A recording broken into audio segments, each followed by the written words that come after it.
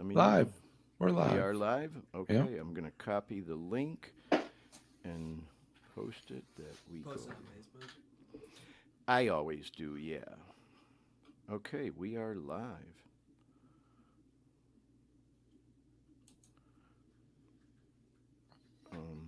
Share. Let's Yeah, go bro, ahead and post it to your page. Just go to the Dare Me page, copy the link present. or the share.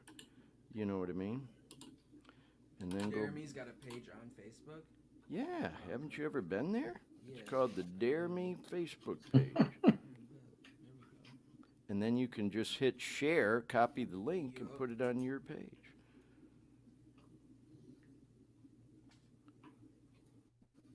Hold on, Jazzy.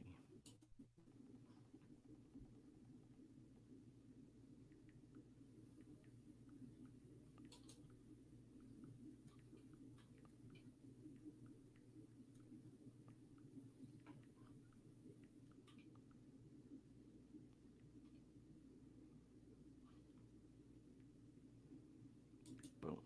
There we go. Okay. It is officially on my Facebook page. All right, you ready to do this, Shivang? Yes, sir. Okay, and Dean, I'll do the typical, you know, did you get that last video loaded? Yeah, I see you did. Great. We'll do the typical, by the way, turn your phone on silent if it's not, bro. Yep. We'll do the typical, once I do the intros and shit, of me recapping the purpose of the show, but I'm going to make it quick and all that stuff. Here, Jazzy. Okay. Gotta be cool now. All right, we are live. Mics are hot. Caliente. Got a couple viewers already. And yeah, it's going to be hard to monitor the comments. You know, Dean, I was thinking I'd like to do a show and maybe even promote it in a way where I don't know. I got to come up with the idea of say, hey, man, this is your edition of the show. We want nothing but callers, viewers chiming in. We'll kind of set the stage. If you we'll want, do I can some news. monitor the comments for you too. I'll just leave it pulled up, see if people comment. Sure, yeah, know what I'm because saying? we're going to kind of be going back and forth. So, yeah, Dean, if you don't mind, I have written notes here on when I want to play the various videos. Oh, by the way, Dean, real quick, you hearing me? Yeah. Is there any way we can bring up that opioid news pic before we go into the news? Because it's actually there under the videos. Where did I see it? I had it up earlier. The opioid crisis. Yeah, you know, yeah, there it is. It's under, you know what I'm talking about. It's there. Yeah. It's right above the video clips where it says one breaking news. So maybe we can, you know. Anyway, looks like we got a few viewers now. Hey, y'all. It's going to be a fun show. We go live in 1 minute. You ready to do this, boy? Ready to do this, baby. Jazzy got her treats, huh? Jenny, ready for show? Okay. Here we go. I invited you to this show because you buy me that fucking That latte? Oh, God. I did go. Blood boiling? I went, but it's gonna creep up on me in a half hour, I'm sure. Okay, we are almost ready.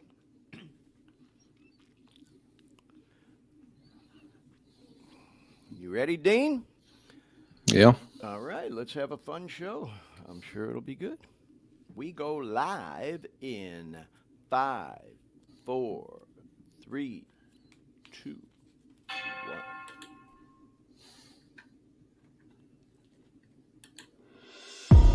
on average, just in the United States, about 220 people die every single day from an opiate overdose. And by the time we finish this show, 8 to 10 people are going to die from an opiate overdose. If we get even one person, one viewer with this program that we might be able to help with some of the information that's shared on here, then it's all worth it.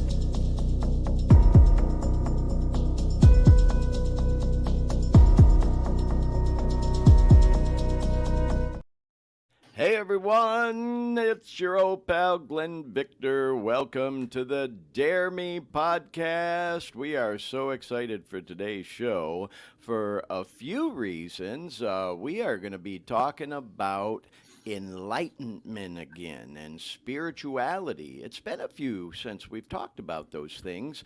And we'll also, of course, be talking about all our usual topics of, drug addiction, recovery from addiction. We've got some news stories we'll cover about the opioid epidemic. Got some current events having to do with recovery coming up. We're going to talk a little bit about music, lots of fun stuff. Right out of the gate, we want to bring in our old pal from Orlando, Florida, Dean Baker, who is standing by live at the Post Effects Digital Studios. There he is. And we also have, I'm so excited to have our first in-studio guest, and you guys recognize that boy Shivang, who's been a guest on the show before. Hey, welcome to both of you guys. Thank you for having us, Glenn and Dean. Appreciate you guys. Yeah, welcome to the show. Hey, Glenn. Yeah, well, of course, Shivang is here visiting in Sacramento, so we've got him in the studio, and we had the setup to have guests in studio. It just hadn't transpired that way yet. And so, Shivang, I'm so happy. We did a little extra prep today to make sure the mic was working fine and the camera shot, and we're real excited to have you right here in the studio. And Dean, again, appreciate all your behind-the-scenes work there at the Post Effects Digital Studios in Orlando, keeping us on the air live and handling all the behind-the-scenes stuff. We've got some really cool video we're going to show today, as well as a lot of pics and slides of a trip Shivang and I took this past week to the legendary, the mystical Mount Shasta. And if you're not familiar with Mount Shasta, it is, in fact, a place that draws people and visitors from around the world. And we're going to take a deep dive into what Mount Shasta is all about. And wow, did we have some amazing experiences there, wouldn't you say, Shivang? Oh, yeah, man. It was breathtaking, to say the least. Yeah. Excited to talk about it for sure. Breathtaking at the very least. So anyway, welcome to the show, everyone. I was telling Dean, I messaged Dean last night that we've done so many episodes of this show now that I actually lost track of the number of episodes we did. And I was thinking last week was episode 20, and it was actually episode 19. This is the 20th episode and edition of this podcast that we've done, which is just crazy to me. It just doesn't seem like we've been doing it that long. And so if you're new to the show, we highly encourage you to go to some of the platforms. My favorite is the Dare Me Podcast YouTube channel. I'm always promoting that one because I kind of oversee that one. And I try to keep it nice and clean, uncluttered, and all the episodes in chronological order when you click on the videos tab. And if you do go to the Dare Me Podcast YouTube channel, we appreciate all likes, shares, and especially if you could subscribe because it helps with the algorithms bringing it up for people who may be looking for information about the topics we discuss and that we're all about. And so, with that being said, I always like to start the show off talking a little bit about and recapping what the show's all about. So, Shivang, we're going to get to our conversation about Mount Shasta shortly. Of course, Dean will, participate in the show as he always does in the conversation as well. But I do always like to recap the purpose of the show. Even though we've done 20 episodes, we get new viewers, new listeners all the time. Someone who may stumble upon the show when we go live, because we are live right now on several different Facebook channels, several different YouTube channels. We're live on Twitter, we're live on LinkedIn, we're live on Threads now, all the things. You get the idea. And we attract a lot of live viewers and listeners. We do also, of course, get most of our views and listeners from the recorded version of the program after it's posted. And of course, once it's posted, it'll be there till the end of time, probably.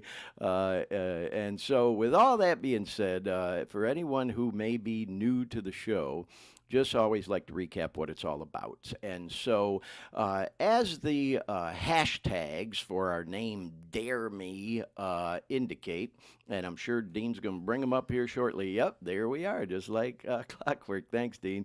Those are the topics this show's all about: drugs, addiction, recovery, enlightenment, like I mentioned, we're going to talk about today, and then we also talk about music and exercise. And so, if you look closely, you'll see those are all acronyms for the name Dare Me. And so, for me, Dare Me means a lot of different things, but mainly it meant when I came up with the name for this program, Dare Me to come out about my addiction. Coming out of the closet, as they say. I didn't keep it a secret from people in the recovery community. Certainly knew that, I had struggled with addiction most of my life, but I also come from the corporate world, the professional world, where I chose over the course of my career just to remain silent about it. I didn't discuss it or talk about it at all. And I've been struggling with addiction my whole life. I'm 61 years old. I started partying, using drugs, smoking dope, and all that as a teenager, like a lot of people did. I'm a child of the 70s, was born in the 60s, but really kind of started coming up in the 70s. And everybody partied when I was a teenager, it seemed like, anyways. And it got carried away from me. It spun out of control. And long story short, I got clean for the very first time, just shy of 25 years old. I made my way to my very first Narcotics Anonymous and Alcoholics Anonymous meetings. And I ended up staying clean for almost 17 years, 16 years and 9 months, and built a life for myself during that time. Went back to school, graduated, got a college degree, started a career, moved to Florida from Michigan, and got married. You get the idea, the whole 9 yards. And then, unfortunately, I had a horrible relapse, and it lasted 5 years. I landed back in a rehab center, a treatment center, whatever you want to call it. It wasn't my first trip, but that was a good trip for me. I went to a place called Brighton up in Michigan, and I got out of there, stayed clean again for over another 5 years. And then I relapsed again.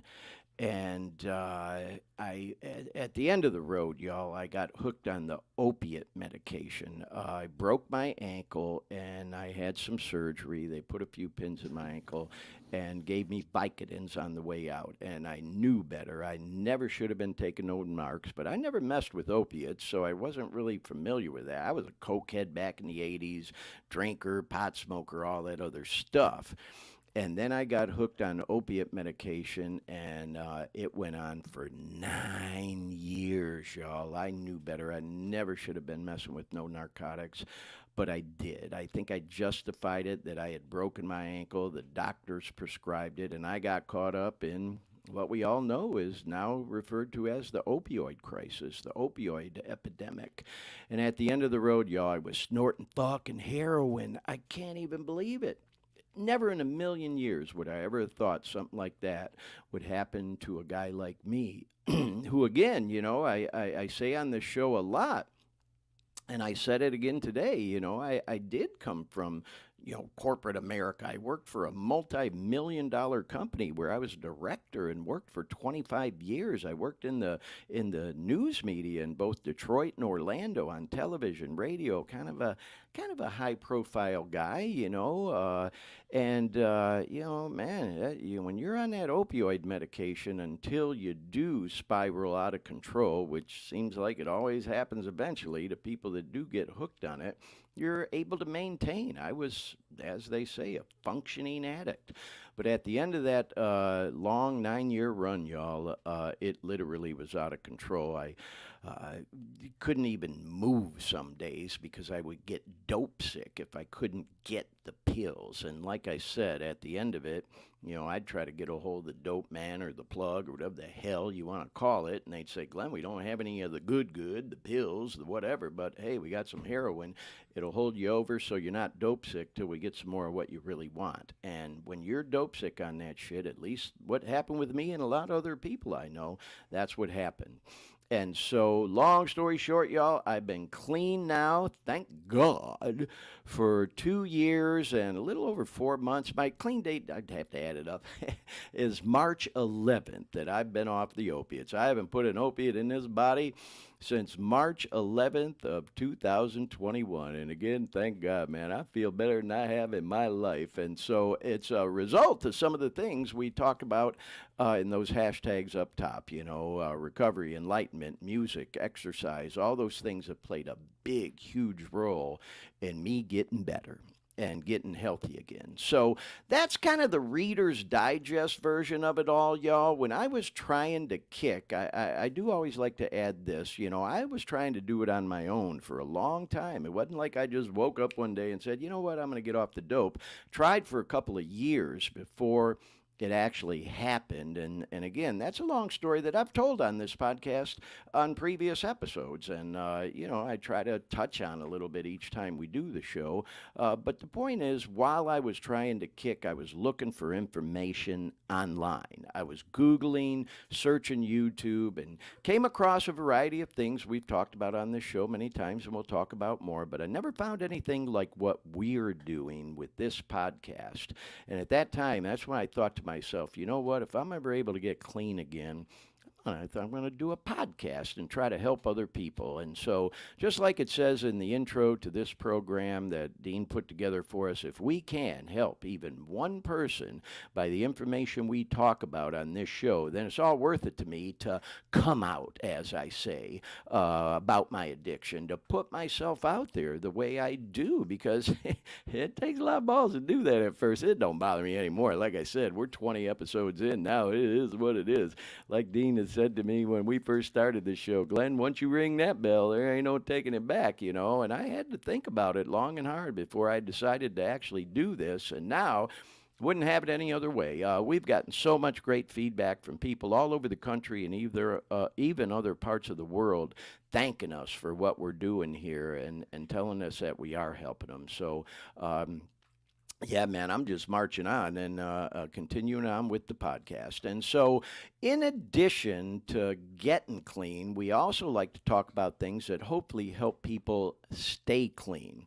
And so, if you're a person who comes across this podcast or came across this particular edition and it's your first time with us, please hang with us. At the very least, we'll help you kill some time if you're trying to kick dope, because I get it, man. When you're kicking, that clock ticks at a snail's pace before you finally get all that shit out of your body and you hopefully start to feel normal after, a week or longer. And, we can definitely help kill some time for you and hopefully provide some entertaining content with this program.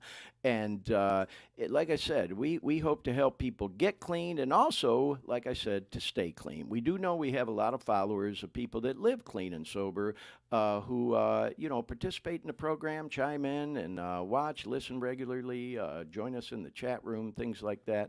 It looks like we've got some people in the chat, by the way. Let me go ahead and check. We got Kelly. Hey, Glenn, Dean, Shivang. Hey, Kelly. We appreciate you watching and listening. Love you to death. Wake Up with Glenn D. Shivang, that's one of your friends from Boston, chimed in.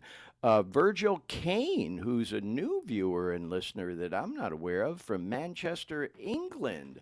Virgil, thank you for participating in the program today. Welcome. And man, we got somebody watching live from England. That really, it just goes to show, like what I said, y'all, it's wonderful what we're doing with this program and that we're reaching people not just around the country, but other parts of the world. So that's the intro, y'all.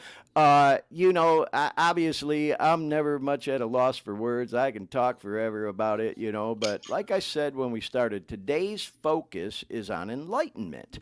And I mentioned that. Oh, and there's Dale. That boy Dale from Detroit City just chimed in. Dale the Dalian. What's up, brother? Dale the Dalian. I like that. I've never heard that before, Shivang. Yeah, that's a friend from Detroit. I think this is Dale's first time jumping on the show. So welcome to that boy Dale. So, like I said, y'all, in addition to hopefully trying to help people get clean, we also want to try to help people stay clean. And so one of the ways that it certainly helps for me, and a thing I learned in, recovery programs, NA, AA, fucking A, whatever, pardon the expression, it talks about enlightenment, finding spirituality, things to that nature. Finding peace is what I like to say. And I've talked about it a lot on the show before that, sometimes when people find their way to a 12-step meeting for the first time, and they hear the word God, it's like, oh man, you put up the defenses like, oh geez, here come the holy rollers, and they're going to start praying over me, and I say this with all respect, here come all the Jesus people and all that other stuff trying to save me. 12-step programs are not all about that kind of stuff, y'all. They are not religious programs. They are not. I assure you of that. And if people start coming on too strong about that stuff, I think the 12-step programs do a pretty good job policing themselves and putting that kind of stuff in check. I'll also say they certainly, and certainly the case for me, and Shivang, I'll be curious to hear you, have been a great pathway and an introduction, if you will. Not that I didn't have a religious background. Most people, I think, do from when they were kids or parents sent them to church or whatever the hell. It was a great pathway for me to start thinking about spirituality again in my life and how it might help me. And I see you nodding there, so yeah. I can definitely relate. I mean, for me, when I first came into recovery and was introduced to the 12-step programs, I never really had much trouble with the whole spiritual God thing because I grew up in a Hindu family. But one thing I can say that I learned throughout my journey of recovery is that to keep an open mind. My views today might not be the same views I have 2 months from now. And I can tell you very diligently that when I first came in, when I went to my first meeting and they were talking about all the higher power, I was like, in my heart, I was like, man, I already have my relationship with my higher power. There's no way it's going to change. And when I look back, yeah, some of it is structured the same, but it's expanded. It's definitely expanded from what it used to be. So yeah, open-mindedness factor. I get it, bro. And even like with myself, I was raised in the Catholic Church. I wouldn't, and I'm not talking negative toward the Catholics or anything. I just wouldn't consider myself to be a practicing Catholic. It's just the church that I came up in, and for me, when I got old enough to make my own decisions about whether or not I wanted to, continue to go on a regular basis, it just didn't work for me. I felt like it was, this punishing God that, maybe I had fucked up so bad in my life that I was a lost cause already, man. Like, what's the point? And so I just walked away from it altogether. I wasn't involved in any religion, any spirituality. In fact, there was a point in my active addiction where I was so far away from all that, I was like using at the Lord. I was using at people, using at situations, at society that I was so fucked up about it, and using at the Lord that I didn't fucking understand anything about.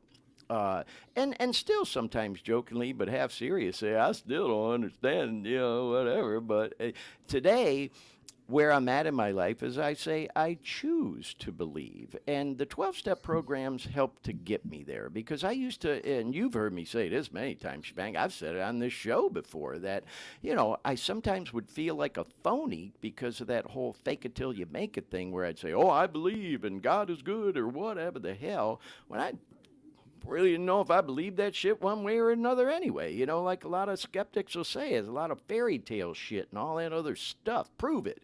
If I can't see it, feel it, touch it, how the hell do I know if there's really a God that exists? And then I had an old timer around the program say to me, well, Glenn, how do you know you haven't seen God? If God is, working through other people, you may have seen or heard his message and not even known it. So anyway, I don't want to go too far down that rabbit hole because we can go on and on about it forever. But the point is, I wanted to kind of start to address that topic of spirituality and enlightenment because that's what today's program's focus is mainly going to be about. And if for anyone who may not be, so familiar with it, why is enlightenment and spirituality so important? For most people in recovery. And that's because, in my opinion, man, you got to find some peace. Because once you take the drugs away, it's like, okay, I was saying this. Remember, we went to a meeting the other night together, Shivang, and I said, I don't have a drug problem today. I don't. I don't have a drug problem anymore. I don't use drugs. I haven't used drugs in almost 2.5 years. Matter of fact, I am completely drug free, other than a little caffeine in a soda or coffee. I don't even fucking take cholesterol meds. I could probably use some high blood pressure meds because I know some of y'all know I'm a pretty high strung guy. But the point I'm making is I don't take any mind or mood altering chemicals. So, but what do I do to maintain that being clean and sober? And that is I got to maintain my peace. Because if I don't maintain my peace, I can very easily get a case of what we call around the program that I learned a case of the fuck it's. Fuck this, fuck that, fuck you, fuck that, fuck everybody. And matter of fact, fuck it, I'm going to go get high. Let me go to the bar and have a drink. I'm just going to go have a beer to take the edge off. Well, I've learned the hard way from my track record and my history. I go have a beer. Next thing you know, I'll be doing a shot too. And now I've had a beer and a shot of JMO, and then I'm like, fuck it, man. I went this far. I might as well go get some of the stuff I really like. Next thing you know, I'm taking pills, smoking weed, and snowballed out of control. And within a month, it doesn't usually happen overnight. And, my experience after a couple of relapses, I wasn't full-blown balls to the wall the next day.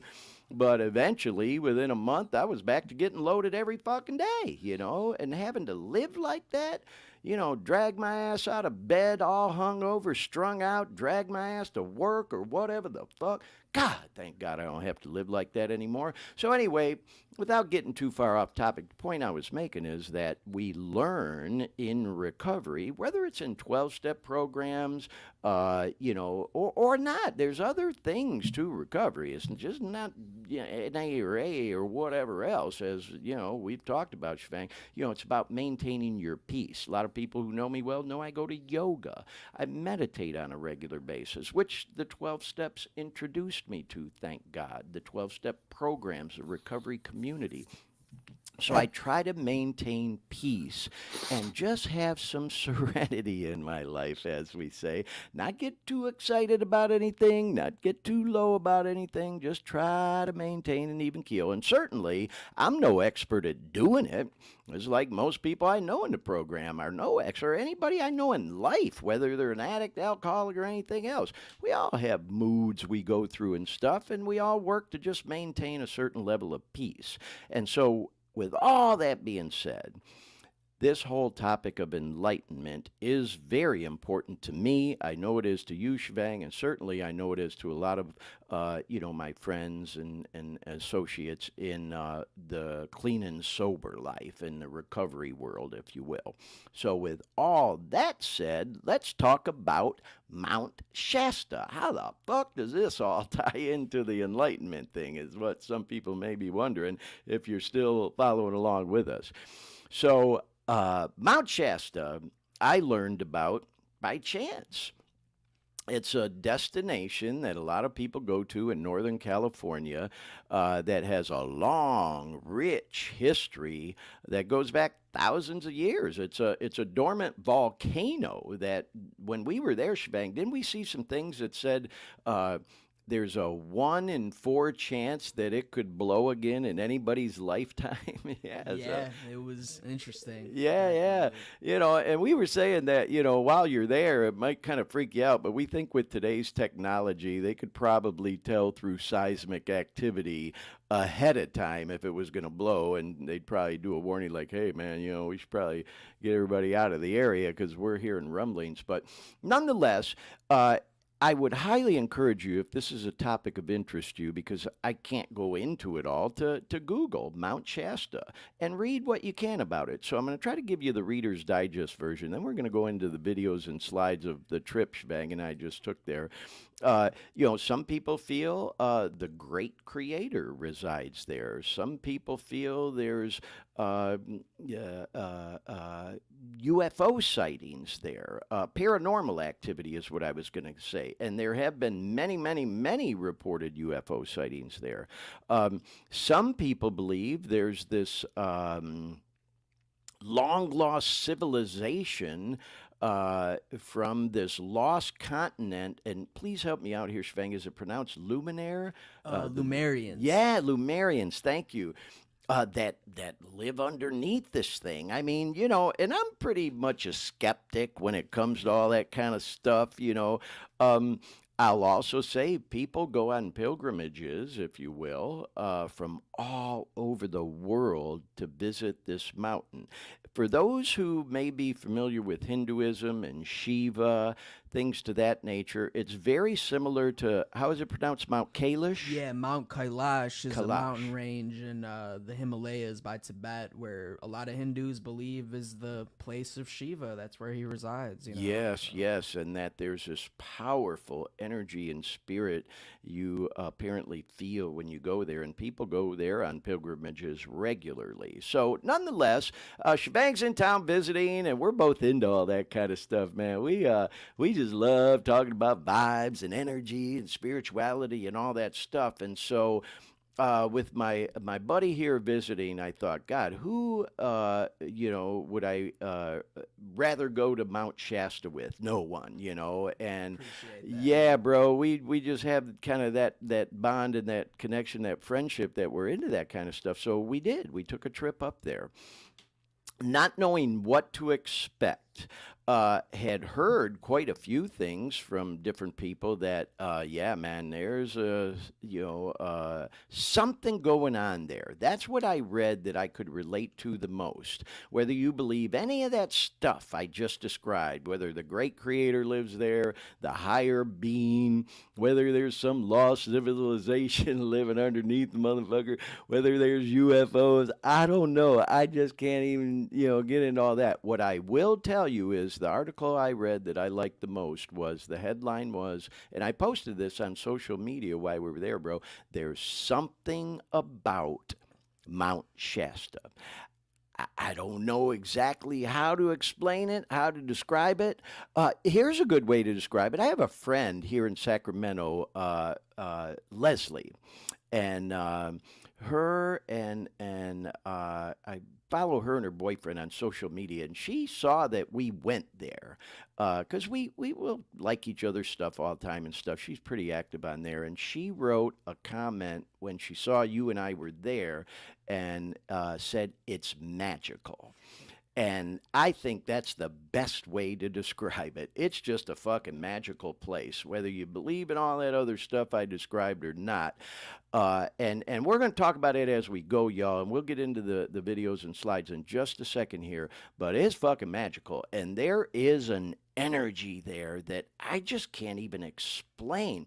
This gravity. Once we were on the mountain, as you know, Shebang, I felt this pull. Mm. I've never felt gravity that intense in my entire life. I've never been anywhere, and I felt it like that. And I've been quite a few places. I've been like all up in the Smoky Mountains and all that shit. I'd never felt anything like that. It was fucking bizarre, man.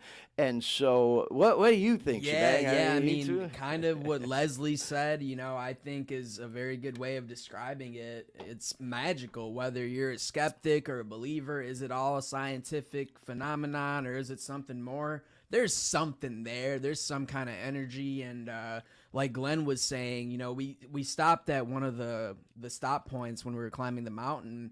And the lady said that she one of like the ladies that kind of overlooks. She was like a park ranger, and she's Yeah, like, yeah. yeah, it's funny how some people feel like they're being pulled, and some people feel like they're being pushed away, and they start feeling all sick. Well, Glenn was being pulled. He was gravitating towards the mountain, and I kept feeling like something was pushing me away. I kept getting thoughts in my mind like, dude, just abandon the trip right now. Just tell Glenn you're not feeling good. Go back home. Something was preventing me from getting the spiritual experience at Mount Shasta. So And we're going to talk Yes, about that because yes. eventually you did, and Yes. it was so powerful. Powerful. Hey, by the way, I don't mean to interrupt, Shivang. We want to say hi to that boy Jeremy. I saw he just chimed in the chat. Jeremy, as some of y'all who are regular followers may recall, joined us for the live edition of the Dare Me podcast we did from San Francisco couple of weeks ago, and he actually was featured on the Back from the Dead edition we did last week at that Wharf Rats meeting. So, hey, Jeremy, welcome, man. We're glad you're with us. We got a full chat room and quite a few viewers and listeners for this live edition. Glad to have y'all, man. So, with all that said, why don't we go ahead and jump into the slides and the videos so y'all can see and hear a little bit more about why Shivang and I feel so deeply what we do about Mount Shasta and how it really is a place that, like I said, there's something about Mount Shasta. You know what, though? And I'm glad you brought up the first slide, Dean. Before we go into it, I'm glad I remembered this because I wanted to share this, and it just slipped my mind, y'all. It'll only take me a minute to say. When I was thinking about this edition of the program, of the podcast, I was on the fence about taking as much of a deep dive into Mount Shasta as we're going to. And Shivang, I'll be curious to hear your thoughts and feelings on this, having been there. It was so special to me and such an intense experience that I thought, man, I don't want to ruin this for anyone else. Anyone that goes there, I want them to have their own experience. I don't want it to be influenced by what you and I experience. And then I thought about it and I said, you and I, as you know, watch some documentaries. There's a shit ton of them out there, by the way, folks. If you want to learn about Mount Shasta, go on YouTube. There's a lot of stuff on there. Like I said, Google, read about it. And I thought, well, you know what? There's already all kinds of stuff out there about it that will give people a much better understanding of our trip and what goes on there and what's going on there. And so I didn't feel like we were really, breaking ground with showing what we're gonna on this program. Lots of people already have. And maybe by sharing our experience, will actually influence some people to go there, which I think would be a fantastic experience for anybody, especially in the recovery community, trying to work on enlightenment, spirituality. Maybe someone who's a spiritual seeker like myself. And I don't mean to speak for you, Shivang, but I think for you as well. Definitely. I'm not saying anybody who goes there is going to find all the answers. I didn't find all the answers I was looking for. I mentioned that girl Leslie, and I or replied to one of her comments. As cliche as this probably sounds, I feel like I've changed. Something about that experience changed me. And woo, holy shit, man, something just came over me. I'm almost trying not to get emotional talking about it. It was such a fucking powerful experience. And so, with all that said, I also want to say that I felt like, you know what? Just kind of like with this podcast, I was on the fence about going into such a deep dive about Mount Shasta. And then I thought, you know what? I have no right to keep to myself what we experienced there, because I'm so blessed to have been able to do that and go there, that, you know what, I got this platform, let me go ahead and share it and talk about my experience and show our experience there, so that maybe it might influence some other people to go there so they can have their own experience there. So I wanted to put that out there. And I also want to send a shout out to Carol and John, who just chimed in the chat. Man, we got a real active chat room today, and lots of people watching and listening. It's a Mount Shasta thing, man. The vibes and energy. We're getting a lot of participants today. So anyway, y'all, let's talk about this first slide. So there, obviously, is me and Shivang. And this was the first pick we took when we had gotten to the Mount Shasta area. We hadn't actually got to the mountain yet, but we just had to pull over at this spot and say, God damn, look at that thing, man. And just so you know, that mountain is it's over 14,000 feet high. And so, it is definitely something to see.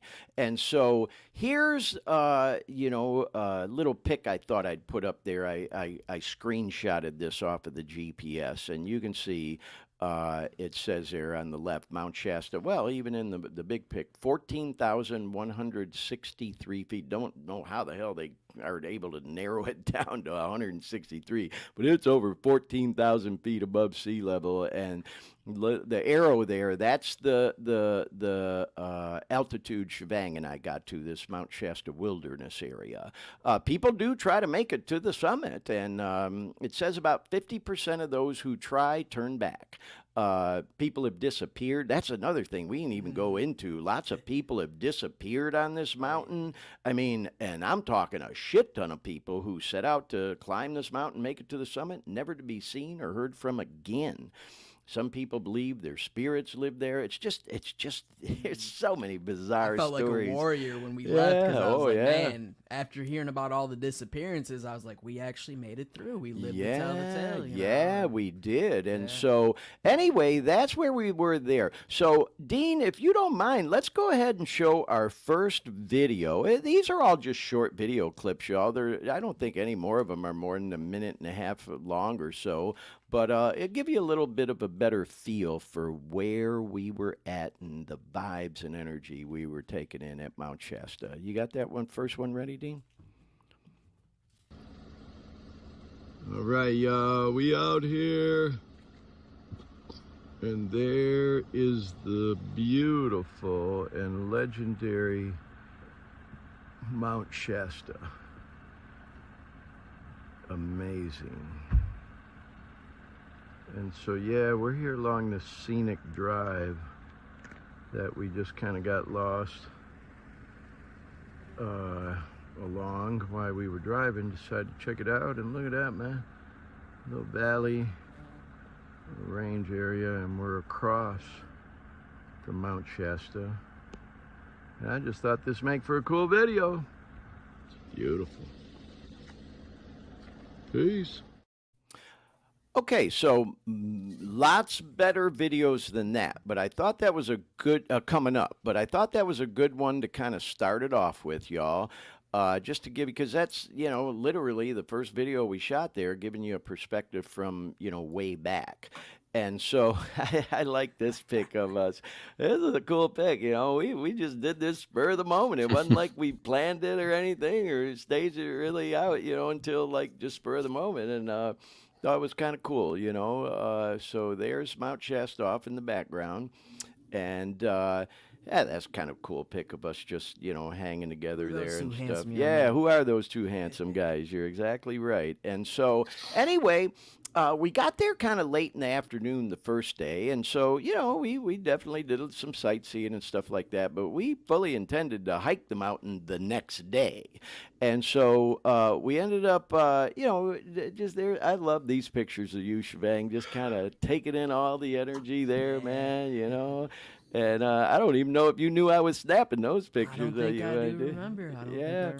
But anyway, that was very cool. So then, and there's another one of you, great pic of my buddy Shivang. And then we were on a mission to find a place to crash for the night. So we start looking on Airbnbs, and I mentioned that over the years, man, tons of people swear that they've seen UFO sightings over the top of Mount Shasta and in and around the area. So there is this kind of mystique, if you will, about the area. And lo and behold, we ended up at an Airbnb where the suite we got is, they call it the alien suite. And so these folks obviously had a really cool sense of humor about, the Airbnb. By the way, John and Carol just chimed in the chat, Shivang. I don't know if you can see it. Great pictures of you there at Mount Shasta. Thanks, So, John. Appreciate it. And Carol. yeah. So anyway, I thought this was kind of a funny picture, and obviously we did pose for this picture. So anyway, let's see here. Let's go on and show some more pictures. There's the Airbnb from the outside, and there's Shivang vibing the next morning. And I call that the thinker pick. Shivang looks in deep contemplation. Lost in space, baby. Yeah, well, this was as we were preparing to go hiking on Mount Shasta, and so we actually took a video. Well, I know this is almost even like home movies a little bit, y'all. Bear with us, but I just thought it'd be fun to show y'all, because I would highly encourage you, if you go to Mount Shasta, get you some Airbnbs. I'm one of them guys, I like giving my money to the local people that live there rather than the hotel chain or whatever, and these people just had the coolest spot. And so we did. We took a video of it, and, they had like a pull-out couch that Shivang slept on, and he let me have the bed. And then the next night, I ended up on the pull-out couch, and he went upstairs in the bed at the second Airbnb. But anyway, Dean, if you want to show that next video, we'll give people a little... Hey, y'all, peace. There's that boy Shivang. Oh, look, he's filming me, recording me. It's cool when you have a travel companion who likes to sleep in like you do and get your day started at noon. But hey, we got 9 hours of daylight. That's a long-ass day up here. So anyway, we just thought I'd do a quick video. This was our Airbnb, man, for the first night up here in the Mount Shasta area. This is a city called Wairika. Mount Shasta is actually a little over a half hour down the road, and we're getting ready to head over there. Clean up. Oh, is that the housekeeper? Yeah, anyway, here, I'm going to just, cool. Show around our little Airbnb. We had a cool spot, man. This is a nice little Airbnb. Always makes me feel good to give my money to the local person rather than the big chains, And we definitely hit the jackpot on this one. It was kind of cool. They call it the Alien Suite because this area is known for UFO sightings and whatnot over the years. There's all kinds of myths and urban legends about Mount Shasta. No matter which ones you may or may not believe, we read something that said, whether you believe any of that stuff or not, there is definitely something about Mount Shasta. And there's an energy in there. When you say hi to the people. Hope everybody's having a blessed day, man. Yes, I'm just say that. taking in the vibes. There's a different kind of energy out here, man. Come check it out. Well, I was saying in the video, I love having a travel companion that likes starting sleeping his day in later at noon, than you. like me. Yeah, that's true. He slept in a little later than me. Him, bro. All right, off we go. Peace. All right, y'all. Well, hey, I hope you got a kick out of that video. And by the way, I meant to mention that Airbnb was $100. They always tack on some kind of fucking cleaning fee. That's like the new thing with Airbnb. And there was a $25 cleaning fee, which, hey, nothing against people. They were great, and very easy to work with. And by the way, that was probably one of the nicest showers I've ever taken. I remember I took a shower and I literally looked at Glenn after I got out, got dressed, and I was like, dude, I feel like a new man after that shower. It was pretty. So shout out to the host of that Airbnb. Yeah, it was a guy named Andrew and his wife. And yeah, they had definitely definitely made a custom area for the shower there. So yeah, man, for that with taxes and fees, I think that one came to like $130. And look at that, man, it's fucking awesome. We had the whole spot. It was cool. Not that we spent a lot of time there, but it was definitely comfortable. And then Shivang had me watching some fucking show all about UFOs before we went to sleep, man. So we were totally like in the whole Shasta vibe and zone. But anyway, so yeah, moving on. This was the next day, when we got on the road from the Airbnb where we were on our way to hike Mount Shasta. And you can see on the left there, that's a photo where we just pulled off to get a photo kind of off in the distance. And then, man, I just love that photo on the right, because that is when we were close up to Mount Shasta, and it really, I think, gives a good idea of just how powerful that mountain is. Keep in mind, y'all, that mountain is over 14,000 feet above sea level. I'm telling you, there is an energy and gravity there. There's this gravitational pull that I have never, ever felt anywhere I'd ever been in my entire life. It fucking blew my mind. I mean, I'm telling you, I'm not kidding y'all. It was that powerful. So anyway, moving along, then we got to the spot that Shivang was talking about, where we actually met this girl who was like a park ranger there. And they had this area you could walk up these stairs and get closer and closer to the mountain. So, of course, we had to get a picture of that. And, I kind of like, that picture of the two of us there. And then as we got deeper into the mountain, you can see we decided to do a little meditation. So Shivang got a picture of your old pal Glenn Victor deep in meditation. And you know what? Shivang ended up, after he took this pic, kind of wandering off, and we both spent, what would you say, probably about 20 minutes to a half hour 20, meditating? 30 minutes, and we kind of just split a little bit. Yeah, and then when we, reunited or reconnected or whatever you want to call it, we kept walking, and we shared with each other our meditation experiences. Holy cow, man. We both took a couple of trips, and I was telling Shivang, I said, oh my God, man, you're listening to my story about my meditation. I said, you might think this motherfucker stayed out there using dope too long, or else he's crazy, or maybe a little bit of both, But, I was telling, if you remember, Shivang, I shared with you that I've done a lot of different types of meditation, and one of them is I've walked the labyrinth many times in my life. That's something I was introduced to when I got, after my first relapse, when I got clean that time after getting out of Brighton. I used to go to this hospital in Seminole County in Central Florida for IOP, and they laid out a labyrinth in the gymnasium. I used to walk regularly, and there's actually one at a meeting in the area where you live, that meditation meeting in Livonia area. Judy. Yeah, and I was telling Shivang, I'm surprised more people don't walk that thing, because if you don't know the history of walking a labyrinth and that type of meditation, it goes back thousands of years, thousands, and it conjures up all these different emotions and feelings. And where I'm going with that whole thing is, we shared each other's experience and what had passed through our mind while we were meditating. And it reminded me, if you remember, Shivang, I told you that when I used to walk the labyrinth at South Seminole Hospital there in Longwood, they had a journal that they put out, and they would ask people to journal about their meditation, and anonymously. You didn't have to put your name or anything if you don't want to. And it was fascinating to read those meditations and the things people wrote that came into their mind as they were walking the labyrinth.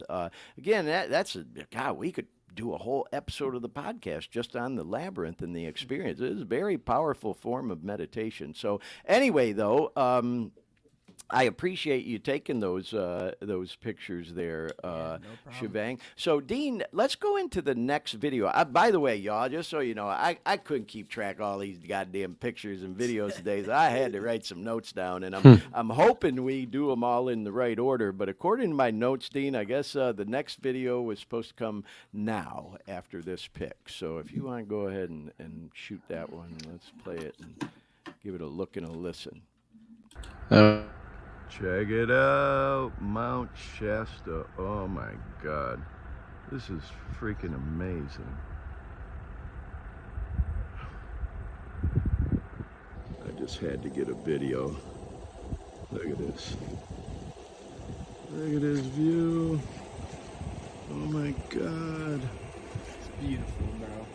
And to think just 2 years and 4 short months ago, I was isolating in my bedroom in Wekiva, in northwest Orange County in Orlando, for fucking 3 days at a time, not wanting to leave, feeling like I wanted to fucking commit suicide because I was so dope sick.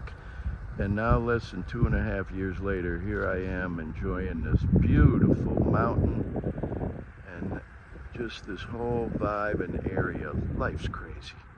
Life is crazy. Never, ever, ever, ever, ever give up. Just don't give up, because it can change real quick. Yeah, things can change real quick, y'all. And I was listening to myself talk there, and it's like, man, I'm sure if y'all regular viewer or listener of this podcast, man, none of this shit's scripted. I don't know what's good. I was telling Shivang before we went on today, like, bro, I never know really what the fuck's gonna come out of my mouth. I have a general idea and outline and guideline of what we're gonna do and talk about on the show, and the reason I say that is the same thing, narrating in videos. I didn't know I was going to go down that road of, when I was contemplating fucking checking out and committing suicide when I was dope sick. But, we did a whole episode of this podcast just on the topic of, suicide and addiction and things to that nature. And what I said is true, man. That shit had me so fucked up and being dope sick and the addiction that I just felt like I didn't want to live anymore. And then to have an experience like we did on this trip, man, just makes me even that much more grateful that I was somehow able to miraculously come through that. And by the way, I want to say hi again. Thank you. Glendy was commenting on our pictures and videos. Very nice. Dale said, wow, yeah, I'm glad y'all are enjoying the content. So anyway, moving along, you can see this was a very powerful spot, y'all. And I'm going to go on to the next photo because that kind of wrapped up, that day. I mean, obviously, there was a lot more going on there. And we're going to look at a couple of other videos here shortly where Shivang and I came across these areas that have a stream. And these streams are all water that melt from the snow you see on Mount Shasta into these streams. You can't really get, I don't think, any purer water than that. Talk about cleansing and talk about things happening just the way they're supposed to, because Shivang, if you remember, we were hiking up that mountain and we were quite a ways up there. We had been hiking for probably about 45 minutes and I didn't think we were going to bump into anybody at that point. And along comes this lady all by herself. Kathy was her name. And, she was definitely a free spirit type of person. And we just start talking to her. And she told us about these streams that, if you remember, they're off the beaten path. Like, if someone doesn't tell you to go look for them or you don't happen to wander off and find them, you wouldn't fucking know they were there. We never would have even thought twice to try to find them. And she said, oh, you got to go check this out.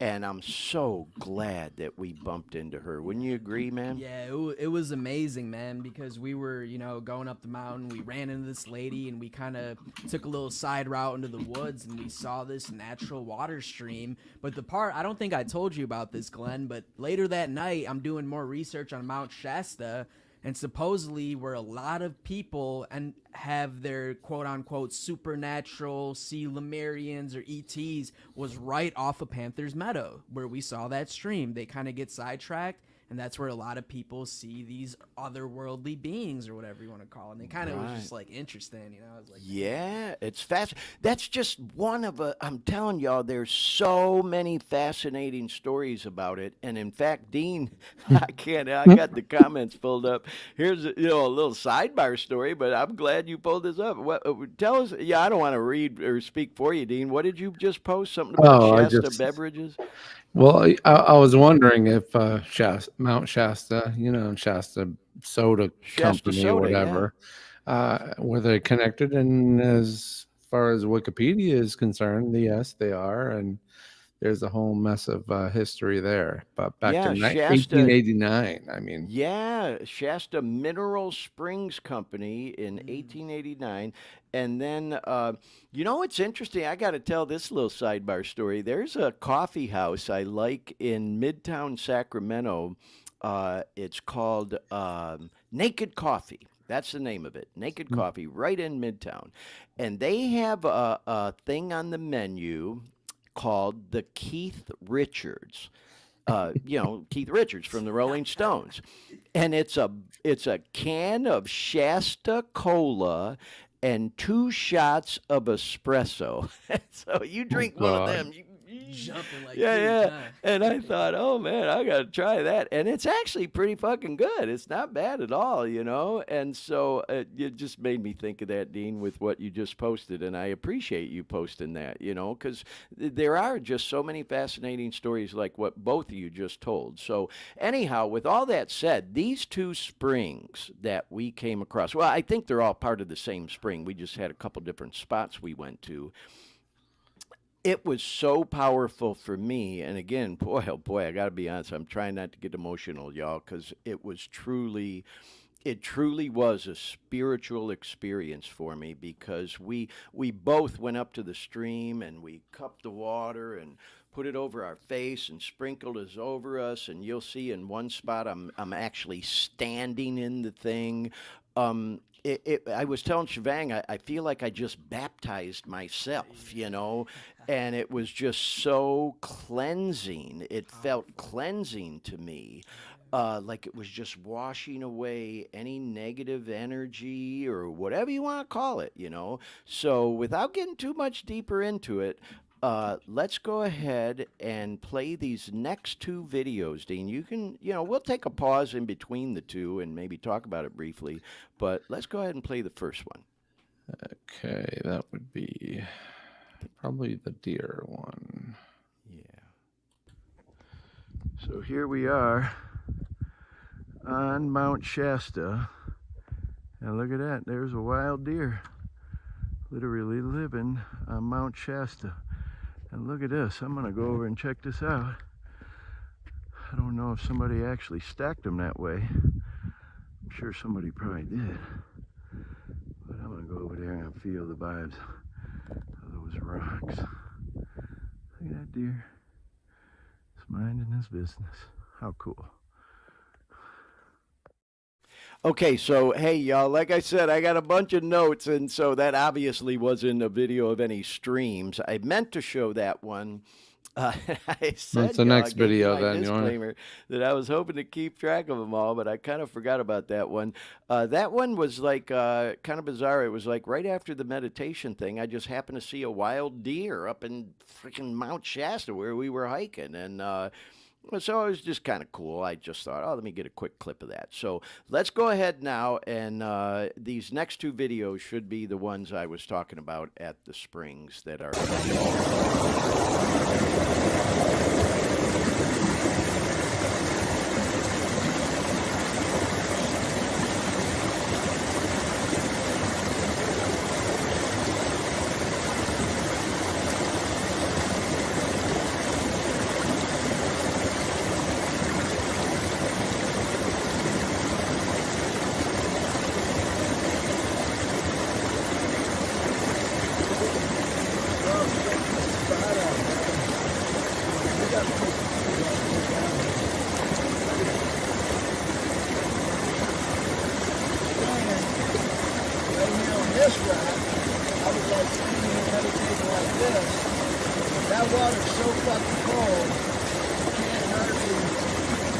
it that long, but here it's just like water washing away.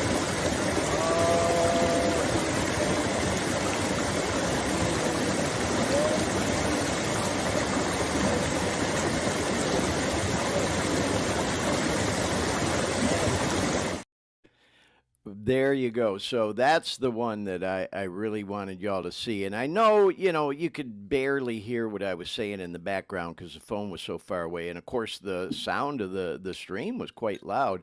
But I got to tell y'all, that was very powerful. And one of the things I was saying there is that water is freezing cold. It was a very warm day, so it kind of felt good actually. But that water was cold as hell, wasn't it, Shivang? Oh yeah. One more thing I want to kind of talk about the water, man. I don't know if you remember, but the second day when we were at the Airbnb, there was a note that the host kind of posted on the sink, and they're like, companies, and I don't know how true it is, but they wrote on the note, don't paraphrase me, what they wrote, companies have been trying to bottle this water for years, but for some kind of regulation issue, they're not able to.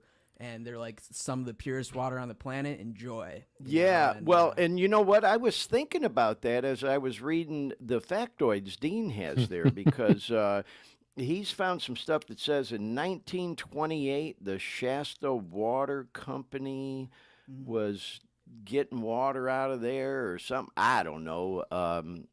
What's that second one say there, Dean? Oh, it just says the water was poured into glass-lined railroad cars and shipped off for local bottling. Yeah. So I don't know. Maybe they're not still doing it, or because that I don't know. But Well, I yeah, can't you're right, imagine there Shivang. was a whole lot of FDA approvals kind of Yeah. nowadays that applied back then. Well, and not to sound cliche, but that water out of the tap that Shivang was, there was a little sign that said, "Hey, man, this is like straight from a well that is, what's the word I'm looking for? This well has water that comes right from the snow that melts down from Mount Shasta." And so I've drank well water many times in my life, and I was thinking, oh, God, this is going to taste like fucking baking soda or rust. You know how that well water always tastes nasty? It was not. It was good. No, well water in Florida, Yeah, is a Florida whole water. different Yeah. thing. Well Oh, water yeah. in This was Florida is different. just And full I of have, methane and stuff. I don't know. yeah. Methane. I have a feeling, there's probably some kind of filter or some shit, but we did drink some of that water right out of the tap that they say literally comes from a well that's fueled, I guess is the word I might have been looking for, I from grew up Mount in Shasta. New Hampshire. There's places where people would drive off the road and water would be bubbling up from the ground. I mean, and people would Wow. stop there and just get their jugs out and pull water from the ground, just flowing. I mean, Yeah. Well, Dean, let's go ahead and play that next video because this one is actually at one of the streams that is made up of all this snow you see in this picture here that melts from Mount Shasta and then flows down into this stream that we're standing by in this next video.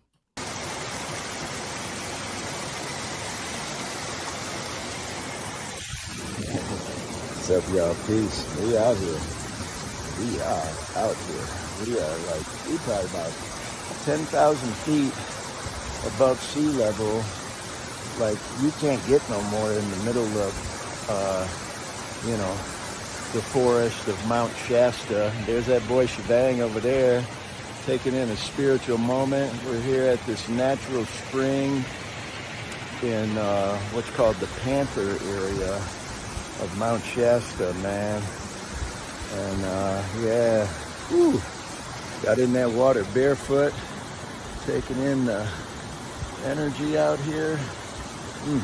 Man, got filled up a couple times out here. Surprise. Glenn always getting emotional, but man, had to record just a moment of this at least. Peace, feeling blessed. Yeah, feeling blessed. Everybody always teases me now, even at my home group. Oh, Glenn, always gonna get Always filled get up. filled up, man. That's just, I heard somebody say that once. I always used to say get emotional, but yeah, I know I say it a lot because I do. I get filled up, you know. I say it on this podcast a lot, but I will say it again anyway. I don't give a fuck, you know. It's like that saying goes: once you get clean, there's good news and not so good news, clean and sober, whatever the hell you want to call it. The good news is all your feelings and emotions come back. The not so good news is all your feelings and emotions come back, and that certainly has been the case with me. You know, I get emotional about stuff like that because it's very powerful for me. You know, just like we talked about at the beginning of this program. You know, this Mount Shasta thing. Yeah, we're having fun, and you know, we're going walking through our trip there and everything. But man, it was all about spirituality for me and enlightenment and all that stuff, and you know, feeling closer to the great creator, if you will, you know, or maybe being enlightened about some of the, you know, unanswered questions we all have in life. And you know, what do we got here, Dean? Are not hills at all, but Oh, rather that piles of old volcanic I rock. think That's I think true. that's just part 2 of the YouTube Oh, okay. But yeah, post. that's true. Well, I'm glad actually that you posted that because yeah, man. And you know what else? Remember, Shivang, when I started walking on some of that soil, because see, you know, we're doing our little hike in kind of the wooded areas, but when you go walk on the soil of that mountain, it's very soft. You almost like sink in because it's volcanic ash that has accumulated over thousands of years. It's fucking bizarre, man. It's just really bizarre. But in any case, y'all, that kind of wrapped up our day of hiking Mount Shasta.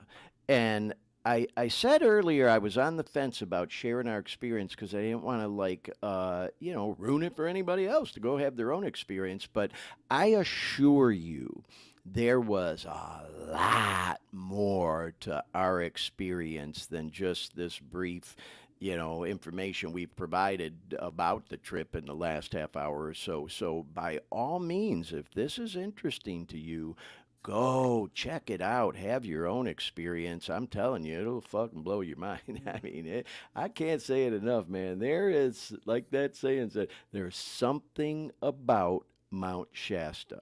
I don't know how to describe it, to tell you what it is, other than to say, for me, I absolutely felt this gravitational pull, almost like this magnetic pull I've never felt anywhere before in my life. There is an energy there I just can't explain. You agree, Shivang? Yeah, I mean, you know, I definitely, like I said, you know, and I don't know if you're gonna show the videos of the nighttime, but I felt something different, you know, and I'll Yeah. explain that a little bit. Well, I don't have any videos of Okay. nighttime, but I have pictures, and I'm so glad you brought. Shivang doesn't even know everything. He knows some of the Yeah, I'm stuff going I with the flow, man. had loaded. Yeah, yeah.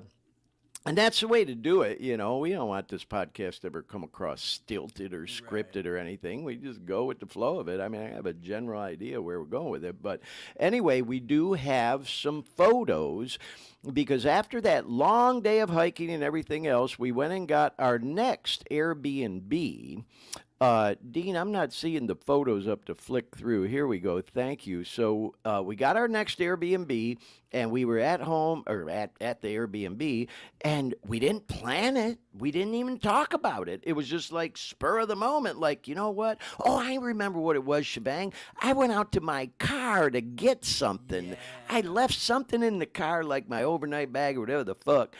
And I walked out and I looked up in the sky and I was like, oh my God, we got to go back to the mountain. And I go, Shivang, come on out and look at this. And I looked up at the stars. And you got to remember the elevation there, y'all. I'd never felt so close to the stars and like the universe in my life. And Shivang took one look, and I didn't think you were going to go because we were like already settled Right, it was in like for the midnight, night. We had right. dinner. We're like ready to chill. And you took one look, and you're like, oh, fuck yeah, bro, we got to go. And like within like 10 minutes, we were in the car and drove all the way back up to the spot where we were, which was not just a hop, skip, and a jump away. That was over a half-hour drive, you know. I mean, we weren't that far. But anyway, so these pictures, we went back to the starting point of where we started to hike. I forget the name of this area. There's Panther a name. Meadows? Yeah, whatever it was. Yeah. And so we walked up, this stairway a little ways, and there was actually a bench there that you could sit. And, there were other cars around, but we didn't really come across any other people. There were definitely people out there. We just didn't come in contact with them. So we got this fucking bench, and it was long enough where we could literally, Shivang was laying on his back one way, I was the other way, where we could lay on our back and stare straight up at the sky, into the universe and all these stars and shit. It was fucking bizarre. But anyway, the picture on the left, if you look closely, that is Mount Shasta off in the distance there. So, you see the dirt and the trees and all, but that white there in the middle of the picture, that's Mount Shasta. And then the middle picture, I just kind of zoomed in on it. So we're still there, man. I mean, we're like right there with all the magnetism and gravity and energy in the pole of the mountain. It was there. Now, the picture all the way on the right, that is literally a picture of the sky that I took on my phone. And it freaked the hell out of both of us, if you remember, Shivang, because number one, I have no idea what that light is at the bottom there. And I thought to myself, okay, maybe my camera picked up some of the flash, because the flash did automatically go off just because it was so dark out. And I mean, when you get out there, bro, it's fucking pitch black, You're out there and, But what I love about this picture, I told Shivang I may get this picture printed off, like a 10 by 15 or something glossy, and put it in a nice frame on the wall. Because if you look closely from the bottom left going up toward the top right, it's almost like you see this band of part of our Milky Way galaxy. That's how it looked to me out there. It was just, I have never seen stars and such an intensity and clarity in my life. Again, y'all, remember in the elevation there. So we're like up in the freaking sky looking at this shit. So anyway, Shivang, I really want to hear from you, because I know you had a powerful experience. But let me just show this next picture real quick. And I might even go back to them. This one is just so fucking bizarre. This one actually kind of freaks me out. And this is a close-up of the night sky. And, some people might think we're maybe looking too hard to see something here. And maybe you don't see it right now, but if you go back and watch this podcast maybe at another time and do a freeze frame on this, I see the face of a fucking bear in the middle of this. I see, you can see that white dot up near the top, but then if you go right down the side of it in the middle, there's another faded white dot, and I see an eye of a bear there. And then on the other side of it, I see the eye of the bear winking at me. And then in the middle, I kind of see his snout and his mouth. And I read it all by Shivang, and he's like, fuck, I see it too, bro. I see it. I'm seeing what I saw the same day when you showed it to me. I keep seeing Scar from Lion King, man. Yeah, there's some kind of lion, there's wolfish looking creature going in that on. middle. And like you said, we might be overlooking it. There's confirmation bias. If we're looking for that, we're more likely to see it. But I don't know. It was intense, y'all. And so I know some of y'all are thinking, oh, God, these fucking guys are nuts. But, you got to understand the vibe and the energy. Oh, my God, Glendy said, I see it. She sees it. Well, hey, that's one so more at least thing. we know we're not fucking crazy after all. It's there. It's there, man. And when you're out there, I mean, it was literally like right around midnight by this time. Yeah. And the sky was so dark, and the stars, and Shivang even has this app. That bright dot up in the upper part of this picture is actually Jupiter. He was able to put his phone on, and this app tells you what the constellations are and different planets. So that's fucking Jupiter, believe it or not. But anyway, I want to go. So it was very intense, y'all. So let's go back to these pictures for a moment, because Shivang, I don't want to speak for you. Yeah. I just want to reiterate or recap something that you talked about a little bit earlier in the program, and then maybe you could tell your story for us. That I was feeling, I remember walking up that mountain when we were hiking it, feeling pulled in that direction. And y'all, I just can't even begin to tell you how intensely that felt to me. That magnetism, that gravitational pull. I was being pulled toward this thing. And you said, Shivang, you were feeling some resistance. However, you had an experience here with when we were out there at night. And that's why I wanted to go back to these Yes. pictures that change things for you. Is that a good way to describe it? Tell us what happened for definitely. you. I would love to, man. So one thing that really came to mind as we're going through this podcast is that when we were out there, I learned that I don't need to take psychedelics to have a lucid experience on this planet. That's one thing for sure, because I was in a very lucid state, and like Glenn was saying, it was a good experience, very spiritual, but it was very emotional, man. It was a very emotional experience. I was feeling a lot of highs and lows, and so pretty much I'm going to backtrack a little bit. So when we're going to Panther's Meadow, we meet the ranger, and that's when she starts telling us, she's like, yeah, well, some people feel like they're being magnetized, like they're being drawn. And Glenn was like, it's like he wasn't even walking, like he was being pulled to the mountain. But then she was telling me about, she's like, yeah, I have an ex-boyfriend that anytime he gets closer to the mountain, he feels nauseous, like something is pushing him away.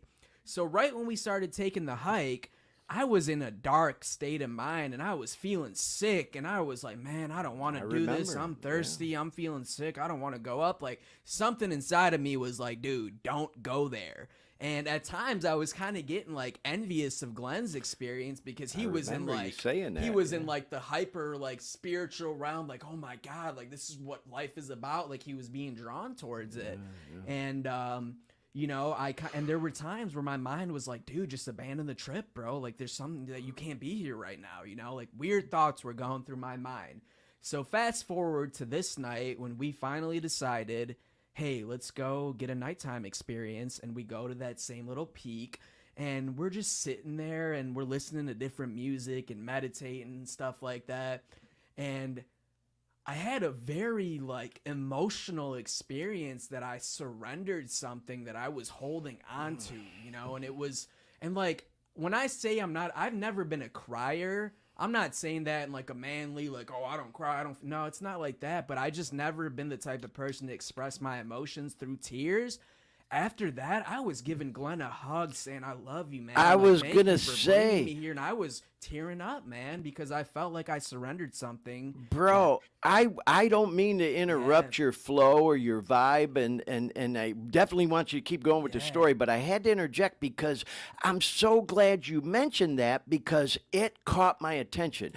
I'll tell y'all, Shivang is not like a touchy-feely guy. I know that. I've never told you that before, but I get that vibe, bro. Me, I like hugging people all the time. Hey, what's happening? I'm kind of a touchy-feely kind of guy, I guess you'd call me. You're not like that. Even when I do, see at meetings or whatever, we like to give each other a hug. You kind of do that shoulder thing. And I could tell exactly what you talked about, that you definitely had some kind of an emotional experience or some kind of conversion. Something took place, because you were like, bro, I am so glad we came here, man. I got to give you a hug. And we had this, I love you, man, kind of embrace. And it was just so powerful, bro. So I had to interject that. Yeah. And I'm glad you did, man. And it definitely was. And, when we were watching like a lot of documentaries on the mountain, a lot of people that are seeking healing come to the mountains. And one thing that I remember that stuck out is that if there's something that you're having trouble letting go of or surrendering, the mountain is going to bring that shit out of you. It definitely is. And it fucking brought it out of me. And I don't know out of anybody that's watching, if we have any cosmologists or people that study the stars. I was telling Glenn after, because I got that one app that tells you about the constellations. I just remember when I was laying there meditating, the Vega star was like calling my fucking name, bro. It was like out of the million stars that I was seeing, that Vega star was sticking out to me like it was almost reaching towards me. And I tried doing a little Google research on if there's any symbolism. I couldn't really find anything. So if there's people that can enlighten me on that, you know, you got my information on Facebook. I would love to chat about that. But yeah, it was a very emotional experience. And I feel like something that I was holding on to, or something that was holding on to me, some kind of darkness, some kind of energy, some entity, I feel like it was surrendered, you know. And kind of like Glenn said, when I came back, I don't think it just answered all my questions and fairy dust and boom, I'm an enlightened being, but it gave me clarity and a sense of purpose that I did not have, because I was in a dark place when we went to Mount Shasta. You know, I wasn't doing the best emotionally, and I think I came back with a new, like, renewed sense of clarity and purpose on this planet, you know. So Bro, that is a great way to describe it. And thank you for sharing your very, intimate and personal experience there, bro. I like the way you described it, because that's kind of a good way to describe it for me too. It wasn't like I came back with this life-changing, oh God, now I know all the answers or anything like that. I will say I feel like I passed through some type of transition in my life, whatever that may be. As I mentioned when we first started talking about this whole Mount Shasta thing, that for those seeking enlightenment, spirituality, whether it's on a recovery path or just a path in life, or for anyone who maybe isn't struggling with any type of addictions or whatever, I think we all want to have a certain sense of peace in our life. And Shivang, you happen to know this about me. Maybe not all our viewers and listeners, but certainly a lot of my close friends and those that know me from the programs that I attend meetings for. That one of my challenges over the past several months is that I've been working on, in step 6 and 7, as we say, is having such a short fuse. I don't like that about myself. Sometimes I can lose my temper way too quick over stupid, silly shit. It's like we talked about, man, that old saying in that book, don't sweat the small stuff, and it's all small stuff. I seem to do quite well with the big stuff, and, that whole kind of thing is like, well, shit happens, man, just keep marching forward, Yet, if something doesn't go my way, at a restaurant, or I don't think I'm being respected or being treated, properly by a wait person, a wait staff at a restaurant, or somebody cuts me off in traffic, or I lose my patience waiting in line. I don't like that about myself, that I lose my patience and my peace so quickly. And I'm working on that. And where I'm going with all that is that was something I meditated about, while we were at the mountain, And there's that old saying, y'all, again, not to get, flowering this up and get too mystical and all that, I've been taught to pray for guidance and meditate and listen for the answer. And so I was putting that kind of vibe and energy out there while we were at the mountain. And I'm not saying I'm never going to lose my fucking temper again. I lost it a couple times since then, but I do feel like I went through some kind of portal almost. That's a word I noticed a lot of people use out there, portal. And I definitely went through some type of transition. And you know what, Shivang? This is one of my hopes. That will result from our trip and experience there that you and I talked about, is it's not like you go there and there's this burning bush. Certainly we had some very intense and powerful moments like we've been describing here.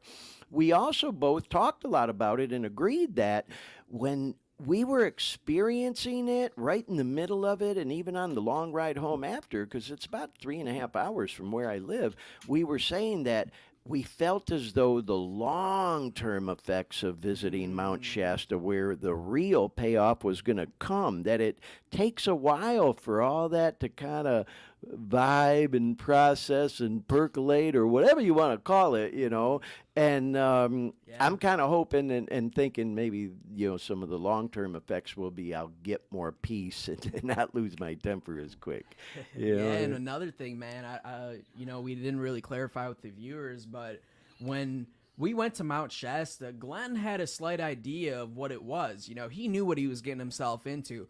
I didn't have any fucking idea what we were doing. He was just like, Shivang, there's a spiritual mountain range, and I want to go with you. Let's go. And I was just like, fuck it, let's go. I didn't do any research, no kind of preconceived notions. But I was sharing with one of the people, and we went to a meditation group, and I told them, I was like, as soon as we got in the vicinity of the mountain range, I just started feeling some type of way, and I was like, okay, there's some shit going on here. I don't know what the fuck it is, but I need to learn about this. And that's when I started learning about all the spirituality and the experiences. And one thing that a guy that I met, when we were at one of the falls, I told him about my experience, that I had when we were out stargazing. I was like, dude, the first couple days I was feeling uncomfortable. Like there was a hamster running around. And he told me something that really resonated with me and my belief system. And he's like, think about it. Where do you come from? And I'm like, well, I'm a kid from the city of Detroit in the suburban area, around that area, grew up around that area, lived there most of my life. And he's like, Mount Shasta is a very high vibrational place. Yeah. You were living in a low vibration. God bless Detroit. I love it, man. But there's a lot of shit that goes on, Shout out to Detroit. But he was like, you're living at a low vibrational place. Your body is getting accustomed to the new sense of vibration at Mount Shasta. Now, even if you're like, okay, that's a little too far for my belief system, even the physical, Mount Shasta is 10,000 feet above sea level. 14,000. They're at 14,000 Yeah, feet. There's yeah. going to be different things that happen in terms of oxygen and how you're All feeling that. and all that. So my body was getting acclimated, that's for sure. Yeah. So. Well, Shivang, I'm glad you brought up because I don't have any slides or videos on this or whatever, and I thought it'd be cool to talk about it briefly.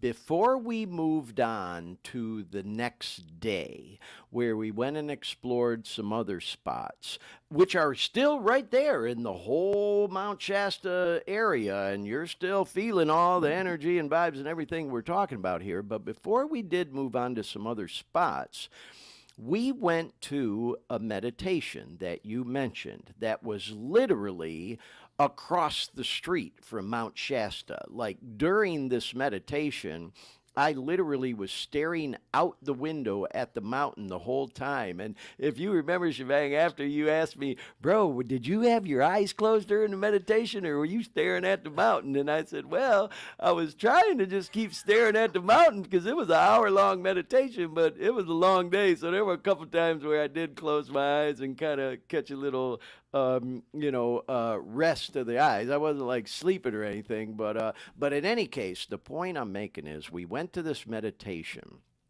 and it was called the Purple Light Meditation. And one of the myths, one of the urban legends, whatever you want to call it, one of the stories of Mount Shasta is there was this guy who was hiking Mount Shasta, who says he came across another man while he was out there who described himself as Saint Germain, and that there was this purple light around him, and that he inspired him to start this movement called I Am. Now, again, not to get into controversy and all that other stuff, y'all, but this I Am movement ended up attracting a shit ton of followers, I guess, from around the country and other parts of the world. And then, like what you hear with a lot of different organizations, whether it's, religious, spiritual, whatever, there was some shit in the game about money that was allegedly embezzled. I don't know. I don't fucking want to know. It doesn't matter to me because that's not what I'm here to talk about today. With all respect to anybody who may have got, screwed on some money or whatever. But it is part of what you hear about when you're there was this guy that Well, supposedly he started this movement because he said he met some guy who inspired him to start the I Am movement. And supposedly this guy was some guy who described himself as this Saint Germain with this purple hue around him. So the reason I go into that whole story is because the meditation we went to, which was at this what they call it, the community center, corner community or whatever, spiritual community center. Yeah, I don't and remember. it was called the Purple Light Meditation. Now I've been to lots of meditations, as I've talked about on this podcast, man. I've done the Labyrinth, I've done gazing, I've done yoga nidra, I've done all kinds of, because I experiment with it. And I'd never been to no meditation like this, bro. This was a fucking trip. It was a trip. The lady who led it, God bless her, she was a real nice lady, but she described herself as a priestess. And she also told her story of how she was attracted to Mount Shasta. She had been married 25 years. I think she said her husband passed. Her kids were all grown and off on their own and everything. And she didn't go into the whole story, but she basically said she felt like the mountain called her to it. And that when she went to visit, and you hear this story often there, never went back. It reminded me of my younger days. You've heard these stories, Dean, where people go on spring break to Daytona Beach and they never go back home. They just love the party life so much. Well, there's stories like that at Mount Shasta. People go visit Shasta and say, man, this is where I'm supposed to be, and they never fucking go back home. And that was the case with that lady.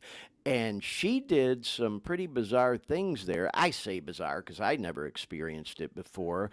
Where, what was it, Shivang? She did the third eye she opening did. with some So- ointment or oil. Or... So, like, the purpose, I think, of her meditation, because you said the violet color, the violet color resembles your third eye and your crown, right? For Right. people that believe. And Yeah. at the end of the meditation, she went around asking all of us, okay, do you want the third eye activation? Yeah, and yeah. I was like, hell yeah, I came this far, So she came, tapped on our foreheads and then the back of our necks, and then after she tapped on your neck, it's like she almost got possessed for a minute. Yeah, she would shake She would a like little start bit. shaking, like having a seizure, and start speaking in tongues. Yeah, and, that weird shit. That yeah, shit it was- freaks it me was- the it was fuck out. insane, man. We It was- watched that. I don't mean to interrupt you, but fucking Shivang had me watching that Hills Have Eyes movie last night. I Oh, haven't seen that gosh. movie in like 15 years.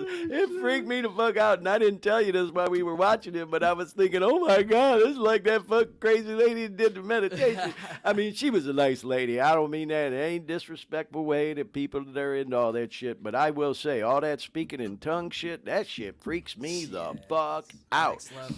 And then I also wonder, just because of my intellectual mind, like, oh, this fucking lady's laying it on thick, man. She's putting on a show for us and all. And there was no fee, by the way. So it wasn't like she was doing it to try to charge us any money or whatever. You could leave a donation if you want. We threw $10 in there or whatever, So it wasn't like she was trying to sell you, up the river or what's that saying? Sell you a bag of goods or whatever the hell. Snake oil. A bill of goods, yeah, snake oil, yeah. It wasn't like that at all. She sincerely believed in that shit, and I was a little leery, even getting the oil. I looked at Shivang, and you were like, "Yeah, bro, get your third eye activated." I was like, "Okay, I'll do it." And sure enough, she did it. And so it was just a bizarre experience. And you know what? I'll say this. If you remember, we talked about this afterwards. It's one of the gifts of my recovery because I have been taught to be open-minded. Going back to this whole topic of when we first started this conversation about Mount Shasta, this whole topic of spirituality and enlightenment, a lot of people who are trying to get clean come into these 12-step meetings, whether it's NAAA, fucking A, like I say, and as soon as they hear the word God, man, sorry, I bumped my mic, they get defensive. And they start saying things like what I did when I was a younger man. Oh, God, here come the holy rollers. Here come the Jesus people. Oh, they're going to try to save me. And then they're going to want me to go to this revival and get baptized and all this other shit. And it's not like that. It's just not. If that's your thing and you're into it, God bless you. I'm not judging. I'm not making fun. I'm not criticizing or anything like that. My experience has been most people, when they first come in the rooms of 12-step meetings and stuff like that, that's that's not what they're looking for, y'all. They just want to fucking get clean. And in a lot of cases, get their life back. You know, for me, I came to a conclusion, I didn't want that fucking life back. You know, I wanted a new life, you know, and it's worked out that way for me. But I guess where I'm going with it is, again, you know, you're taught in the programs, hey, man, don't worry about all that. You know, just be open-minded and let it happen. That was one of the best pieces of advice I got in the program when I first started trying to get clean was, Glenn, get out of your own way. You know, you can be your own worst enemy sometimes. Just be open-minded to this stuff. And so the point I'm making with all that said, this meditation, y'all, it did kind of freak me out, but I was open-minded to it. I'm like, hey, what's the worst that could happen? You know, I mean, some people might be like, well, fuck, if that bitch was speaking in tongues, you might become possessed or some shit, or rubbing oil. You know, I know some people that believe that way, like, oh man, you better be careful going in meditation or being around shit like that. You know, I don't frighten easily. Like the name of the podcast, fucking dare me. Hell yeah, I'll sit there and let this lady do her thing. And it was a fascinating experience. I had never done anything like that before, not that kind of meditation. So it was fun, you know, it was I definitely fun. wanted to share just a little bit about my experience and with the meditation. And before I do, I'm going to give you guys the same disclaimer that Glenn is, because I was thinking to myself, I was like, man, some people are going to think that this motherfucker either did too much acid or he went way too fucking far and he ain't coming back, you know? But Right. I don't know if you remember, Glenn, after we were done with the meditation, when we were thanking the practitioner, I shared something with her that I wholeheartedly remember the experience. And so, just like Glenn, I'm someone that's done meditation for hundreds of hours, done different techniques and, you know, different breath work and gone to different monasteries and all that kind of stuff. But I've never once had an experience where I actually encountered an entity or some kind of otherworldly being. And I remember after the meditation, I told the lady, I was like, this is the first time I've done a meditation where I actually encountered something that wasn't from this planet, another being. And it's crazy. I don't know if you guys have ever played the game The World of Warcraft, but it looked like the witch from The World of Warcraft. And like, she came over to me in the meditation and she was like, I am one of the keepers of the universe and there's many other masters of the universe. And I was kind of just imagining her light just like beaming in me and, like Glenn said, cleaning all the darkness out. And then I was imagining it with the people around me, my friends and family that are going through trials and tribulations and trauma, just cleaning them out and praying that it just helps them get through whatever the fuck they're going through, you know? And it was a very lucid experience, man. And like I said, man, this is just my subjective experience. There's no scientific data, truth behind it, you know? And some of you might think I'm fucking crazy, and I am a little bit, but or did a little too much acid, but hey, like I often no, I appreciate you sharing. Again, I'll say it again, Shivang, such an intimate and personal experience and being so open about it, you know. It's like I often say on this show, man, I might be a little crazy, but I ain't fucking stupid, you know. I know what I felt and I know what I experienced. And by the way, Dean, I don't mean to ignore what you're posting in the chat there. Me and Shivang just been running our mouth, but Dean's over there. He's looking at. We got Dean interested now. We go, Dean. I told you, bro. You are welcome at my spot anytime, bro. And if you come out, we'll take a pilgrimage up to the mountain, because I can tell we got your attention about it. He posted some shit about the Lemurians, Shivang. Oh, God, yeah. That's true, bro. I read that stuff, too. I was alluding to it earlier that there are people who believe all this shit, like big time, man, that, you know, we've all heard of that old lost continent, Atlantis. Well, I didn't really know anything about this lost continent of Lemuria. And actually what I had even read, Dean, I can't see if you have it because it's pretty wordy there, that they did get into it with each other. There was this war between Atlantis and Lemuria, and what I read is they got into a thermonuclear war. And that they destroyed each other, and the Lemurians that were able to escape because they saw this war and what was coming went to Shasta, and that's where they started this secret civilization below. And there's another story about how supposedly after years and years of them having this underground civilization under Mount Shasta, they needed supplies.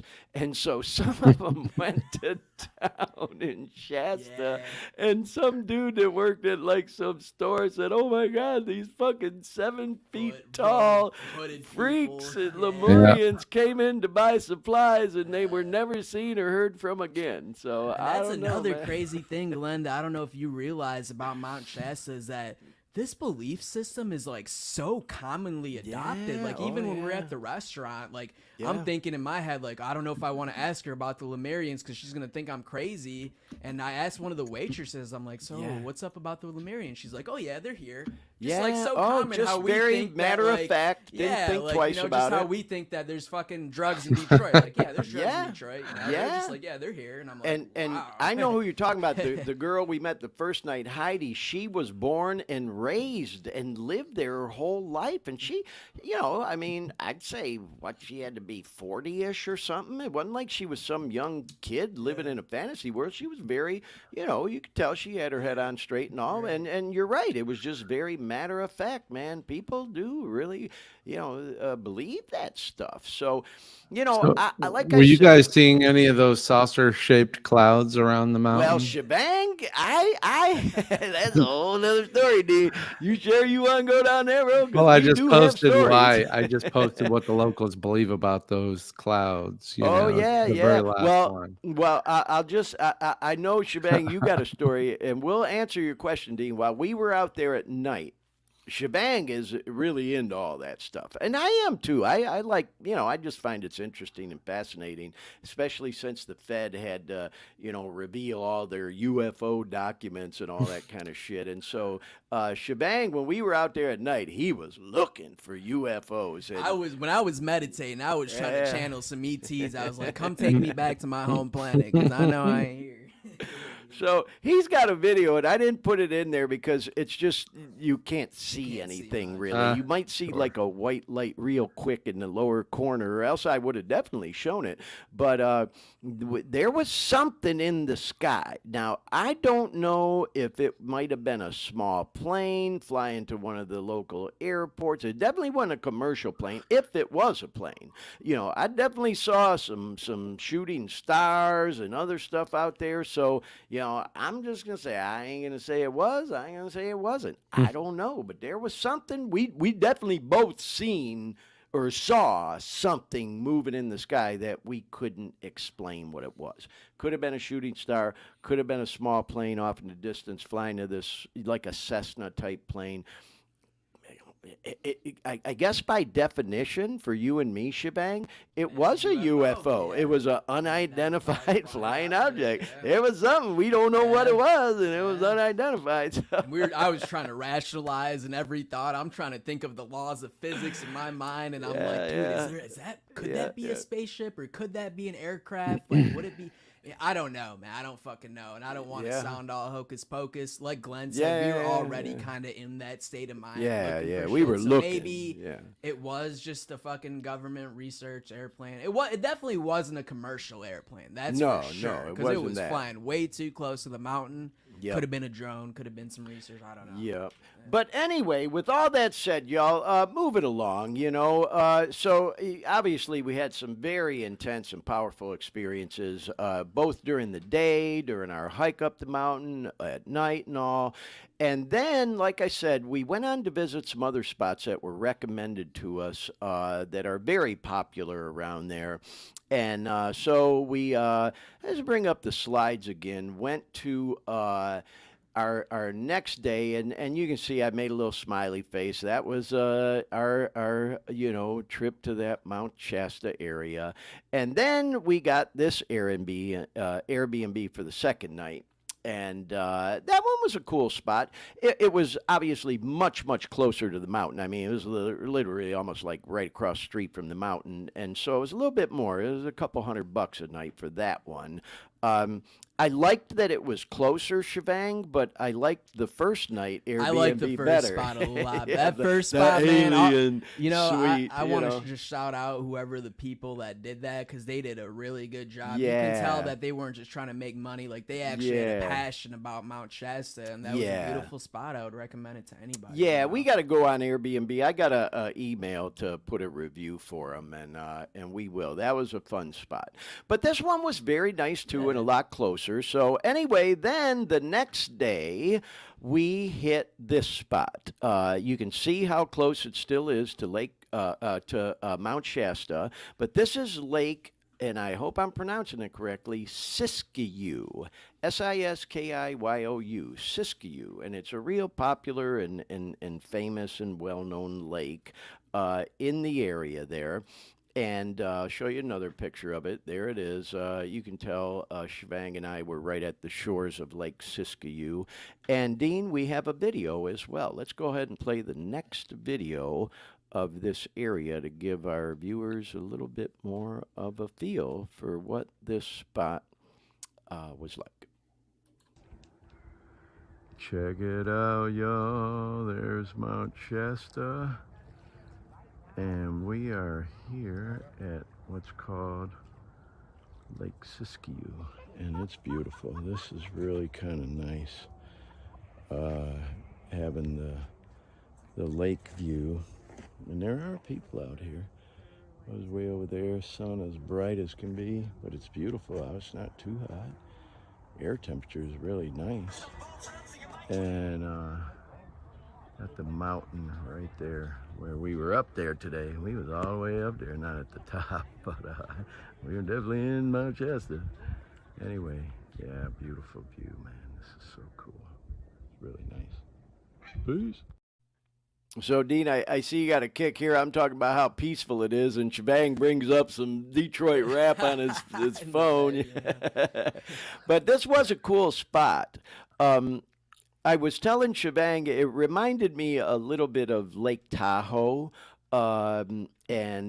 Obviously the lake much smaller than Lake Tahoe, but it just kind of had that feel to it, a lake with mountains in the background. I just wonder if those other people that were in the background, were they What's that, Dean?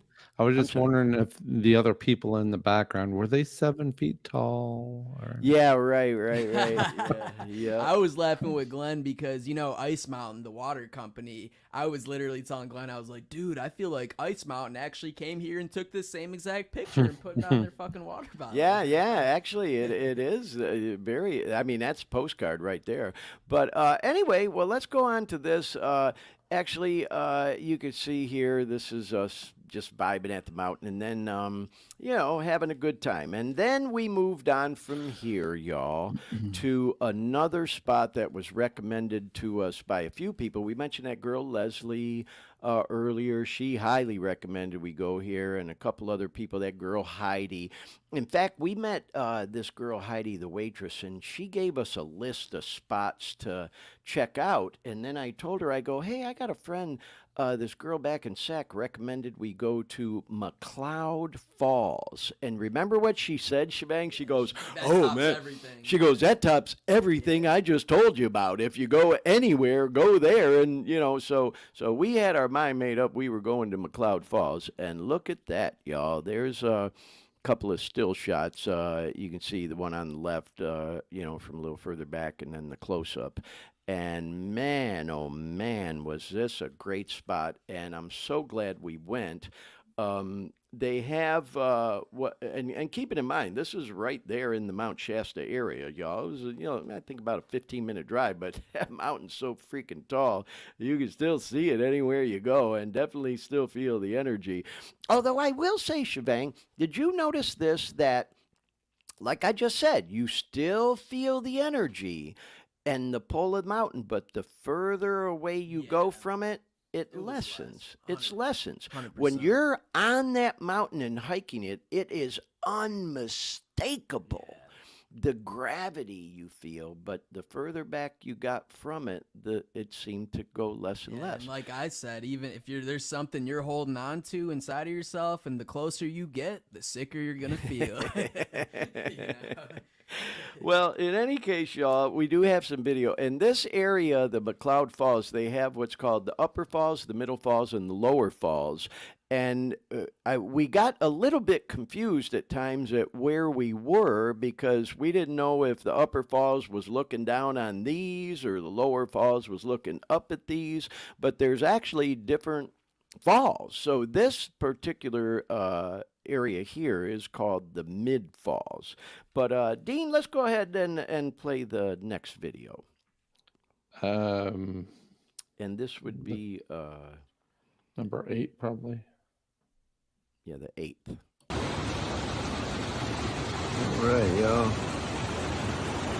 just thought I'd get a footage of this. It's pretty intense. And definitely really cool. As you can see, the lower McCloud Falls area. Right here in the middle of this mountain here. Me and Shivang were just saying this is like Jurassic Park, prehistoric type stuff. It's really very cool spot. I'm so glad that we had people recommend this to us to come check out. And definitely so glad that we can.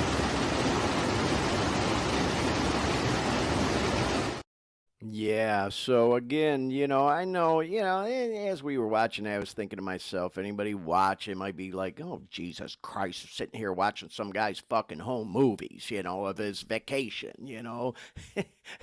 So we do appreciate all our viewers and listeners hanging with us on the podcast. And like I said earlier, I was on the fence even about sharing this. Like, hey, I don't want to, sway anybody else's,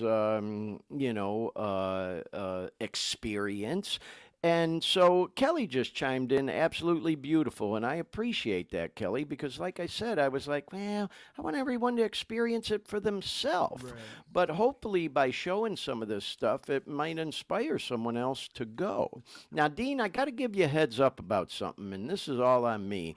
I meant to mention to you before the podcast that the next video is inverted.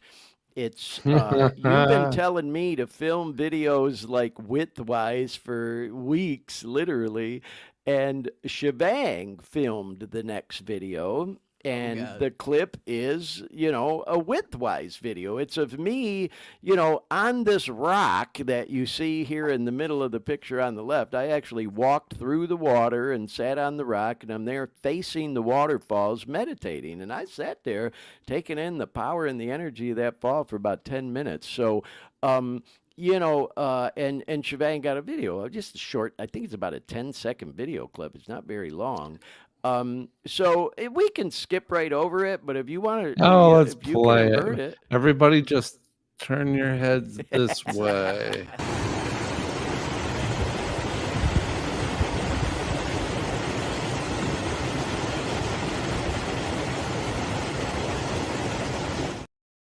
Oh, okay. Okay. Yeah, I didn't know if you could hear me Oh. while the video's playing. But it was only a 10-second one. Yep. But I think, even though it was inverted, it gives you guys the idea that you can literally go walk right up to these falls, walk through this water, and sit out there and just meditate and feel the energy of that area. It was really, really cool, y'all. And so anyway, let me go to this pic here, and I posted this on social media. I called this my yin yang picture because here I turned around from facing the falls, and this was staged. I posed for these. Shivang took a picture of me meditating on the left and flexing on the right. And, it reminded me of kind of my routine sometimes. Like every Wednesday, I go to yoga, and then after yoga, I go to the gym. And it's kind of like a yin yang thing. So I just thought that was a cool pic. And, I think we have another video now. We're almost done with the videos, but let's go to the next video, Dean. I know it's somewhere at the falls. I just don't remember exactly what it was. But All right, y'all. I'll get another video. Because that's where I was. Way the hell down there.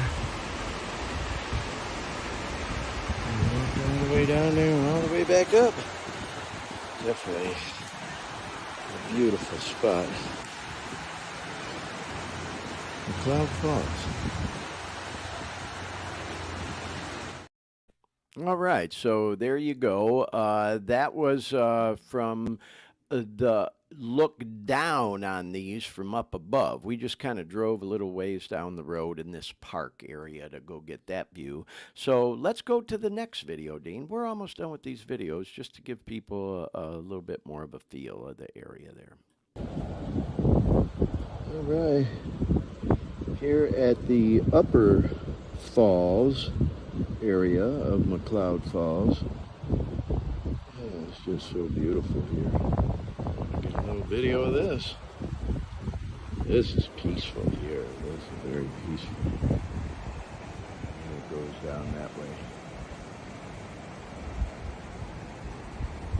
That's where the source comes from, somewhere up there.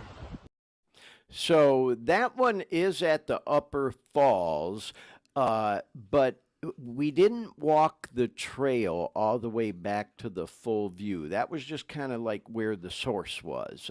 If you remember, Shivang, you were pretty tired out and didn't want to go hiking anymore. And I said, well, I'm at least going over there to see it. And then I think we have one final video where we drove to the lower falls area. And I got to tell you, we didn't go in the water or kind of go right down to this area. I took this video from a viewing spot up above it. And as I say in the narration for this next video, I will definitely go back to this spot one day to go and feel the energy of this fall and swim in the water. Let's take a look and listen to that one, Dean. So this is a really cool spot. This is the lower McCloud Falls. Pretty touristy here. You can see all them people there. Shit people. Even up here behind me on this lookout point. Yeah, not a shit ton, but there's definitely people. And people swimming in the water and all that. I'd do it too, but that boy Shivang, he can't keep up with me. Even when Mark was here visiting, man, them boys can't keep up with me. With my fucking motivated ass, it's like wiped out. But I had to come up and see the spot. Definitely gonna come back here one day, because I want to sit right there where that couple's sitting. And I definitely want to swim in that water. So, good reason, not that I need an excuse, a good reason to come back and visit, because this is a beautiful spot. This is the lower falls area of McCloud Falls, and it is beautiful. So glad we came. Yeah, so glad we came, y'all. And Shivang, I couldn't resist. Wiped out. Hey, I couldn't resist razzing you a little bit. Yeah, Shivang was, we did a lot of hiking, y'all. You were a trooper, I will say that, you know. Can't keep up with Glenn, though, man. Well, He's built different. You know, I will tell you, you guys, not to get too far off topic, but, you know, one of the topics we talk about on this program is exercise and fitness. And I did think to myself, holy shit, if I wasn't working out at the gym on the regular, I wouldn't have been able to hike that mountain. I mean, even because I am in such great shape, I ain't fucking, too shy to say it. You know, I'm in probably the best shape I've been in my life. And if you remember, Shivang, after we got back that night after hiking, I said, God damn, man, my calves are killing me. That's where I felt it in the calves. And my calf, I work my legs regularly at the gym, and I still feel. So you got to be in pretty good shape to do that. Make sure you hydrate too, man, because there were times where my dumbass just went blindly, didn't bring enough water, and I was regretting it after, but it made me feel like a warrior that I got through it. But and I'm so grateful you did. And you know, that kind of, we're going to go into the next segment of the show here, y'all. It kind of wraps up everything that, you know, we wanted to talk about and that we did up at Mount Shasta and the Mount Shasta area, you know, Lake Siskiyou and McCloud Falls. And, you know, I hope you found our conversation and everything about our experience there interesting.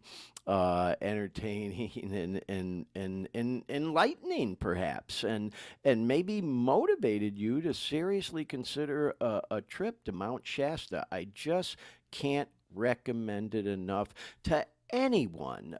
This program, as we talk about all the time, is geared toward people, trying to get off dope or live clean and sober, that are off the shit. But really, for anyone, what a fantastic experience. I like I said, y'all, all these crazy fucking stories we've been talking about, from UFOs to lost continent, Lemurians living under the mountain, to the great creator residing there, spirit. Again, I take all that kind of stuff with a grain of salt. What I will tell you that I am absolutely certain of is, as I said earlier in this podcast, there's something about Mount Shasta. And I think every person needs to experience that for themselves, what that is for them. Is that a good way to describe it, Shivang, would you say? 100%. There's something there, and I was just thinking while you were sharing that, man. Take a skeptic with you. I'm really curious on what their experience would be. Yeah. Well, anyways, y'all, again, I sincerely do hope you enjoyed all that content, y'all. But as we always do on this podcast, we got a little time. We went actually almost 2 hours to the nose doing the intro to the show and going through those videos and slides. Hope you enjoyed that. But we're going to touch on a little bit of the opioid epidemic in the news. We got just a few stories there. I think, a couple of current events that we'll talk about. There's a recovery convention coming up and a music show I wanted to talk about briefly. And then we'll bring it full circle with a few funny memes and wrap the show up. And so, with all that said, let's go into the opioid news. Do we have that slide, Andy, Dean? Oh, we my talked about, goodness. yeah, there it is. That's our slide when we transition into the news. And, I laugh about it and have good, sense of humor. Although, as we all know, it ain't fucking funny, man. It's like people are dying out there on a daily basis.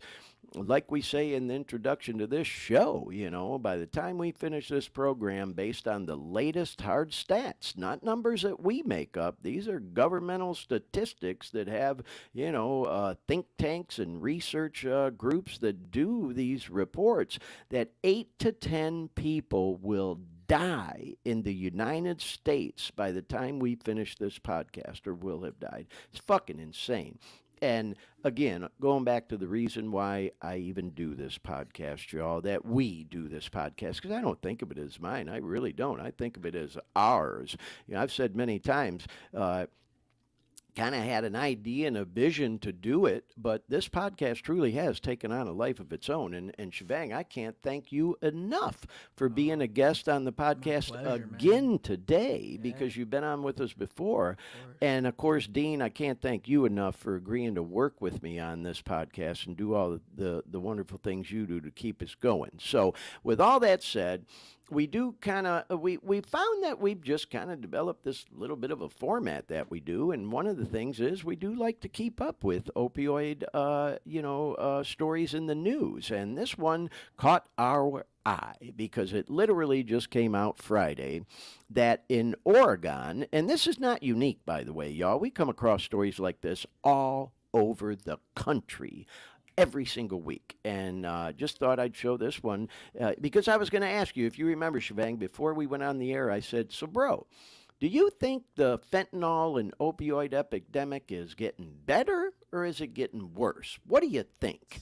You remember me asking you that? Yeah. I've been trying to think of an answer, and honestly, I mean, I haven't studied too much of the statistics, so I don't really know if the numbers of deaths in the last year compared to this year are greater or less, but I think we live in a time that there's more education and awareness amongst societies, and I think that's a very positive thing, and more people, there's less of a stigma with the whole being an addict and addiction and all that kind of stuff. So I think we're in a good time, but also I also stand true to the belief that as long as there's going to be users, there's going to be fucking dealers. Yeah. As long as people want to get high, there's going to be drugs. You know? Yeah. So- Well, and then when you come across stories like this, you can't help but think to yourself, well, it don't look like it's getting any fucking Right. better here and I don't know if I'm pronouncing this correctly, y'all, because I'm not from there, but in what looks to be Multnomah, is that how you'd say that?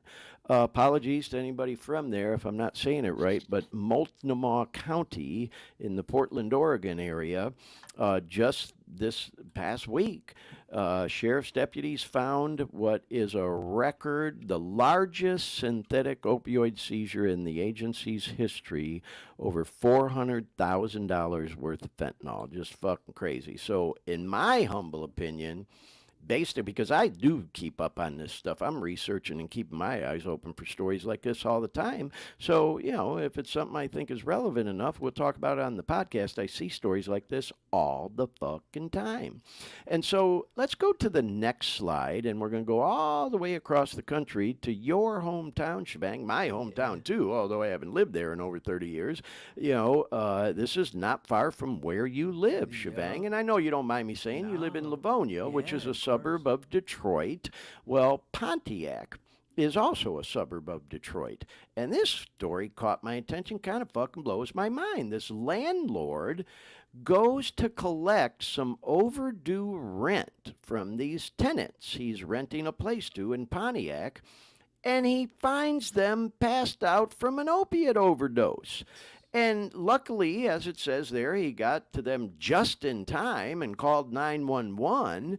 And you know, it says you could see at the bottom of the story. I didn't put the whole story there, but he found a little pile of powder inside, and the tenants there, which incidentally they had 5 kids, overdosed. And you know, man, we did, you know, it reminds me, we did a whole episode, we did a couple episodes about this whole thing of addicts and children, if you remember. Dean, we did one on Mother's Day about child custody and opiate addiction, and how, you know, mothers and parents lose custody of their children because they're so hooked on the fucking dope and that kind of stuff. So, not to get too far off topic, y'all, but if that catches your interest, go back and look at some of our previous episodes, and there is one in there. I think it was called Child Custody and Opiate Addiction. And again, you can find all them on the Dare Me Podcast YouTube channel. Please like, subscribe, and do all the things. But you click on that video tab, you'll see all the episodes there. And so this particular story reminded me of that. And, you know, I thought we'd take just a brief moment to talk about this story a little bit more, because and I'm curious your opinion on this too, Shivang, because at first glance, and I think maybe even especially for people who are not addicts or familiar even with this whole addiction thing or the recovery community or whatever, they read this and say, that's a fucking scum of the earth, man. What kind of fucking people, you know, OD, got 5 kids, you know, can't even pay their fucking rent, you know, God. And I'm just being honest, y'all. You know, especially with my history of addiction, I have compassion for people like this, because clearly there's something seriously, seriously wrong going on here. Just like I mentioned, we did that whole podcast all about child custody and mothers losing custody of their kids because the addiction has them by the fucking kahunas and they can't break it. You know, no decent parent is going to, you know, do that intentionally to their children, but when addiction takes a hold like that, you know, this is the kind of stuff that happens. So I personally, again, I try not to get political or give opinions on things so much on this program, because I don't want to alienate anyone from the information we're providing that might help someone. Certainly, I have my opinions and all that stuff. I just try not to go into them too much on this show. I do sometimes. I'll go off on little tangents. Anyhow, with all that said, Shivang, like I asked, you know, how does a story like this hit you? You know, do you think of the guy like these fucking people? I can't believe it, or is it compassion or Yeah. maybe a little of both? It's definitely kind of like you said. I mean, it's definitely mixed emotions. I mean, me being who I am and having my track record and my history and my issue with opioids in the past, I definitely have that sense of empathy. But I also, the other half of me is like, man, like you got fucking kids, like get your shit together, and kind of how I had to learn myself eventually. I had to hit reality, like, dude, get your fucking shit together. So there's definitely a little bit of both, man. And I don't know, man. I think we live in a time that there's some other countries I feel like that are a little more advanced maybe than we are in terms of this whole addiction recovery. But I think the United States is starting to open its eyes, and I'm hearing more about like clean needle programs and fentanyl testing kits and people giving out fucking Alexon and all that kind of stuff. So yeah, I don't know, man. I have mixed emotions about it, but like you said, my opinion don't fucking matter. At the end of the day, people are dying. That is the reality. So Well, sad. I appreciate that, Shivang. Dean, I'd like to ask you the same question, if you don't mind. Obviously, Shivang and I are, coming at it more from what we'll call the addiction recovery angle and all that stuff. And, I don't mean to speak for you or tell your story. Your life's taken a little bit of a different path. So for someone who's not been involved in this kind of thing at maybe the level Shivang and I have, how does a story like this hit you? Do you have compassion for these people, or do you think of them like, who the fuck could do that that's got 5 kids, or are you like Shivang, kind of a little bit of both? I think there's a whole lot of non-story here. I mean, there's just Yeah. there's no it's all after the fact. Pontiac landlord saves tenants. I mean, okay, you can read into it any direction you want, but unless they're saying, I don't know. I mean, You're on the fence here. I can I, tell you're trying to decide how you I, feel about it. I, It I, sounds like it's a tough one. it's the situation that we're all involved in, no matter what your financial Yeah, socioeconomic literacy level. is, maybe Yeah. your economic level. Um, this one particular drug seems to have affected everyone across the plane. I mean, back in the 80s, 70s, 80s, 90s, it was the cocaine era Yeah. where you really had to afford. That was one of those, the high society drugs, Yeah, yeah. where you didn't have I mean, most people just didn't have it. And then what happened? They came out with Yeah, yeah. crack cocaine, because now they had to make it cheaper for a whole different group of people. Um, Mm-hmm. so we're just kind of repeating the same old thing. I mean, fentanyl, I think, just fell in our laps. I mean, everything, the whole opioid thing just fell in our laps, and of course that's why we're dealing with these court cases and drug companies trying to hold them responsible. And you know I, I Well, don't know, yeah, are they really going to be held responsible, or are they just going to be just another slap on the wrist? well, Dean, that is, and I appreciate your interest or your input. I meant to say, and that is the perfect transition into our next news story. Are they going to be held accountable? So, as we've talked about on this podcast, and for anyone who's been following along on this in the news, you know that recently. God, what's it been? We talked about this in depth on the podcast maybe a little over a month ago, Mm. that Purdue Pharma, which was considered to be the main one that fueled the opioid epidemic, although there's definitely others, that, and one of which we're going to talk about in a moment. But they reached this settlement to pay out billions of dollars to help with cleaning up the mess that was created in the U.S. from the opioid crisis. And part of that settlement, though, was that the Sackler family, who is the family that owned and Purdue Pharma and fueled this whole thing, became what's the word I'm looking for? They immune, if you will, that they couldn't be sued like in civil court or sued personally if they did this settlement. And so the U.S. Supreme Court has been, well, here, I'll just read the headline. U.S. tells Supreme Court that Purdue bankruptcy settlement for opioid lawsuits abuses the law. And when it says U.S., it's referring to, as you'll see in this one paragraph here, the U.S. Department of Justice. And this story, by the way, was just a couple of days ago, last Friday.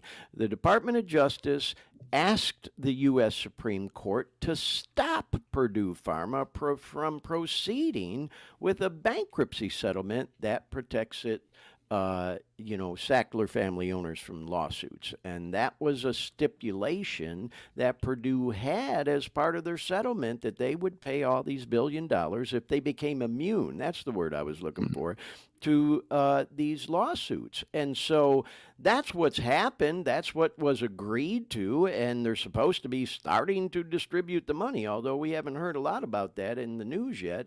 And we're going to try to play Watchdog Group, just another one out there, to see how the money is distributed. It's supposed to go to things like treatment and prevention and rehab and this and that and the other, and Narcan and all these other things. This is billions of dollars that's being divvied up across the country to each state, each county, each city. There's going to be some shit in the game, and that some of that money is going to end up in somebody's pocket where it ain't supposed to. So yeah, every fucking watchdog group we can have out there, including ourselves, to keep an eye on this and how that money gets distributed is a good thing. But here in the meantime, our own U.S. Department of Justice is saying, wait a minute, wait. They're telling the Supreme Court, this is fucked up, man. Yeah, it's great that they're paying out this billions of dollars, but their catch is that they can't fucking be sued over the mess they created. So I say I don't give opinions on the show, but obviously I'll get a little, wired up about that one, because I do have an opinion about that. But anyway, let's move on to the next story, which kind of ties into this one. Another pharmacy, drug maker, again, help me out with the pronunciation, Melancrot, I think is how you say it. They're trying to avoid having to pay an opioid settlement to victims. And they're saying that, and this was originally reported, we got this off of NPR's website, but as it says, was originally reported by the Wall Street Journal. And they're saying that if they pay out these settlements, they're going to go bankrupt. So they're trying to get out of it. So here again, you got to ask the question, just kind of like what I was asking with the, the people who were passed out when the landlord came to get the rent. Do you think they should not have to pay so they don't file bankruptcy and all their shareholders lose money and they can't do research on other drugs that could be helpful to us all? Or should they have to pay out all this fucking money even if they do? Quite frankly, I don't mind giving you my opinion on this. They need to fucking pay for the mess that they created and help clean it up, We had that boy Dennis Silvaggio on the show several weeks back, the criminal defense attorney from Orlando, and we asked his opinion on some of these settlements and, where the money's going. And he, flat out said that he would like to see more of this money go to the families of people who lost, family members that died, whether it was their son, their daughter, their mother, their father, what have you. And man, I couldn't agree with them more. I would like to see more of it go to that, but it seems like most of it is being earmarked for things like, treatment, prevention, et cetera, and whatnot. But I just thought I'd point this one out, y'all, because like I said, as a watchdog of all this, here's one of these fucking pharmacies trying to get out of it, like, oh, wait a minute, yeah, well, we talked about it and agreed to pay this much, but now we're having second thoughts and we want to back out. What? So anyway, y'all, that's it in the news this week. Let's transition. Oh, wait, we got one more story. I forgot. We have this one, too. This is actually pretty good news. We've all heard about Narcan or naloxone. Is that the proper way to pronounce it? Yeah. Which is an antidote for people who are, OD'd on opioids. And we've all heard of Narcan. It's become so common now. But now there's another one that's been approved. And it's called Revive, Rivive, Revive. And it's basically the same thing, but this one is being manufactured, I guess, and distributed by a nonprofit. And so the good news there, as it says in some of the information here, is that it certainly could result in bringing cheaper and free doses of Narcan, so people don't have to pay for it. And it's a lifesaver. So thought we'd talk a little bit about that. I thought that was a good news story. To kind of wrap up the news on. I forgot we had that one in there. So anyway, let's transition from this, and then we're going to bring this thing full circle in just a little bit to a couple of current events. There is a recovery convention that I'm going to, and now I found out that boy Shivang is going to too, and it's one of my favorite ones. I've been to it many times over the years. Certainly last couple of years, and it's the South Florida Regional Convention of Narcotics Anonymous. A lot of people call it SFRICNA for short. Just going to put my disclaimer out there like I do every episode. I ain't no fucking representative of NA. I ain't trying to represent or break no traditions or nothing else. I'm just another guy trying to stay clean another day longer, and this information we're sharing is all common knowledge information that anybody can get on the internet. I am an NA guy. I have been since I was a kid, 24 years old. I'm 61 now, and I can damn sure talk about it if I want to. And if you don't fucking like it, get your own goddamn podcast. Talk about whatever the hell you want to. So, I've never gotten any heat or shade thrown my way about talking about 12-step programs because for those of us that know, there's a tradition, Shivang, as you know, that says, we need always maintain personal anonymity of the level of press, radio, and films. And we got to remember, those traditions were written in 1935 when AA was founded. There wasn't even fucking really radio or TV existed, let alone the internet or social media or any other goddamn thing like that. And then, of course, they were adapted into NA in 53. And I respect those traditions, and they certainly mean some different things to different people. It's just like verses in the Bible are interpreted different ways. Traditions in the various 12-step programs are sometimes interpreted different ways. So my thoughts and feelings, without going too much off on a tangent there, is by putting my little disclaimer out there. Hey, I'm not trying to represent or get in any political thing, but I can damn sure talk about them if I want to try to help people who maybe aren't familiar with them to understand a little bit more about what they're about and decide if that may or may not be right for them. I happen to love going to events like this. There's conventions for NAAA, GA, OA, fucking A that go on all week, every month, all year long, all around the country and literally other parts of the world. This happens to be one of my favorite ones. If I recall correctly, they probably draw about 5,000 people each year or so from around the country and other parts of the world. South Florida, popular destination. And this one happens to be in the Fort Myers area in Bonita Springs. And here's the registration information. Again, it's all available online. Yeah, it's going to be fun, isn't it? And so, me and Shivang are actually flying into Miami, and we're going to visit that boy G Money, my son, Glenn. Yeah, buddy. Yeah, some of y'all know Glenn. He's been a guest on the podcast, and we talked today on the phone. And he's going to jump on with us when we're visiting him in Miami. Him and his beautiful wife, my daughter-in-law, Juana, are actually on their way back to Miami from Salt Lake City, Utah, which I didn't go into it too much, but me and him agreed we're going to talk more about it when we're in Miami and he's on the podcast. But him and Awana were there for the big UFC 291 fight last night.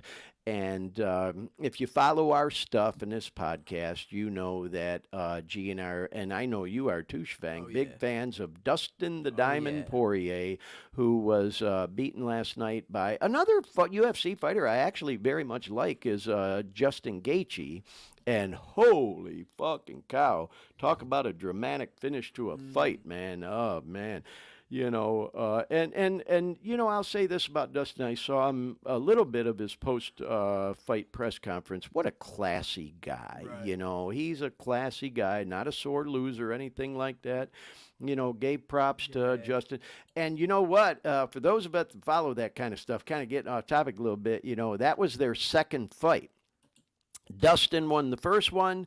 Justin won the second one, and there's this popular thing in the USC where they do trilogies, and we have a feeling there's going to be a rubber match. We got a person in the chat. I'm not sure who Evan is, but welcome to the podcast, Evan. And he said Poirier got smacked, and I'm sure he'd be the first to admit it that he definitely did, man. Oh, if you didn't see the way that fight ended, and you're into that kind of stuff, go check it out on YouTube or whatever. I guarantee there's a shit ton of videos. I love the respect between them, because even Gaethje, after the fight, when they interviewed him, he said Dustin Poirier is my favorite fighter in the world, man. Yeah. And that's what I was thinking, because I'm a Dustin guy too. I wanted to see him win, man. But if there's one guy that I would, wouldn't mind having one over Dustin, would be Gaethje. I respect him. I He's agree. a good dude, I agree. I couldn't agree more. And I'll just say this: we're hoping to have Dustin on the podcast one day. Dustin, if you see this, bro, the dust, baby. For those again that follow my stuff, and G's been a guest on the show. He's kind of sort of buddies with Dustin. Dustin has organization that I highly encourage you to check out online called the Good Fight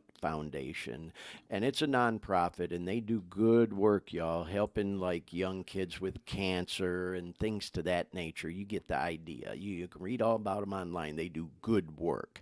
And anyway, my son's been to some of his events for that thing, and I actually met Dustin with Glenn one time. We went to a meet and greet down in Lauderdale a few years back, and just such a nice guy. But anyway, I kind of getting off topic. But hey, G, Awana, sorry our boy didn't win, and you went all the way to Salt Lake City. But I saw that they did get to do some touristy stuff and all, and just that whole fucking card was amazing. Crazy. Not just the Dustin Justin fight. There were some other good fights on that card too. Lewis, the heavyweight. Lewis knee though. Oh my God.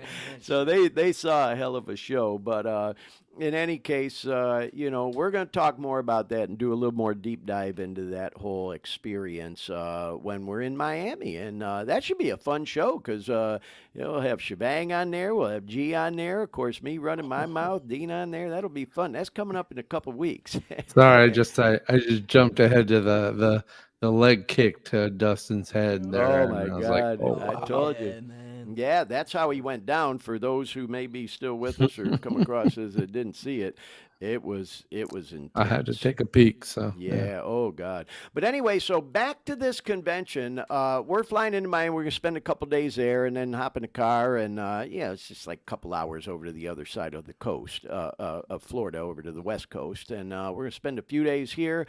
If you happen to be going to this convention, or you do, and you see us, please come up and say hello. Don't be shy. Come up and say, "Hey, man, what's happening?" And if you like the podcast, please tell us that too. If you don't like it, tell us that.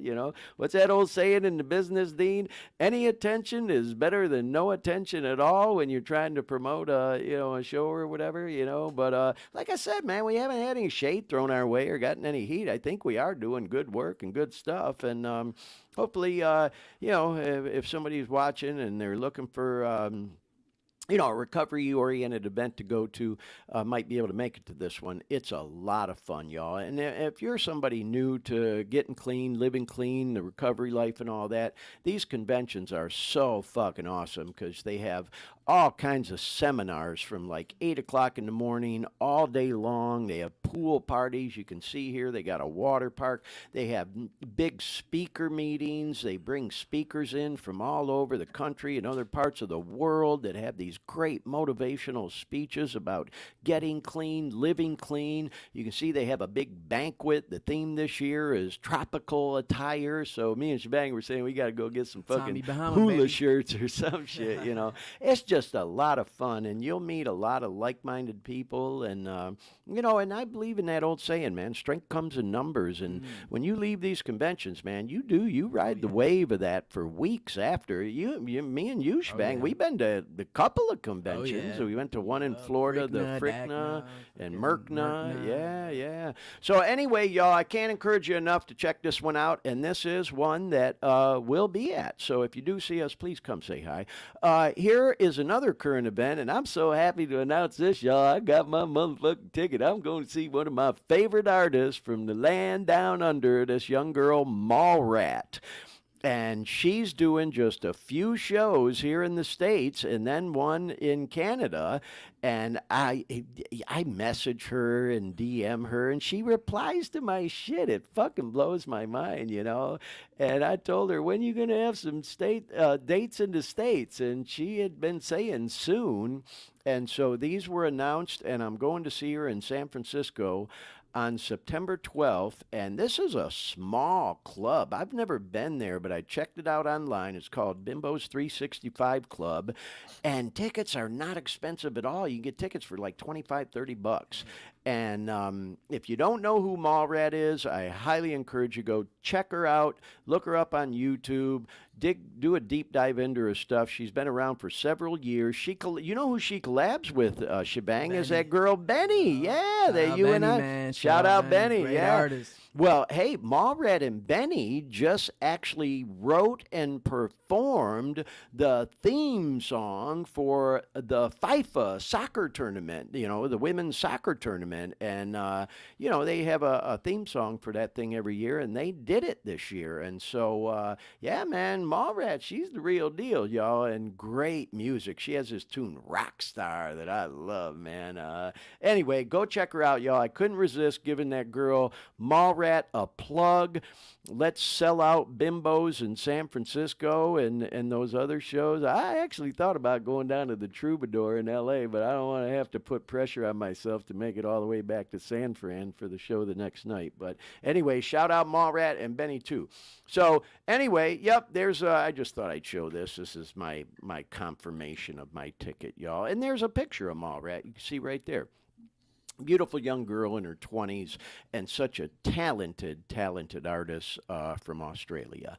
So anyway, y'all, we're just about done with the show. We're going to go into just a couple of memes. Well, here we were talking about Benny Shivang, and remember you and I talked about this, and I thought this kind of tied into the whole Mount Shasta thing.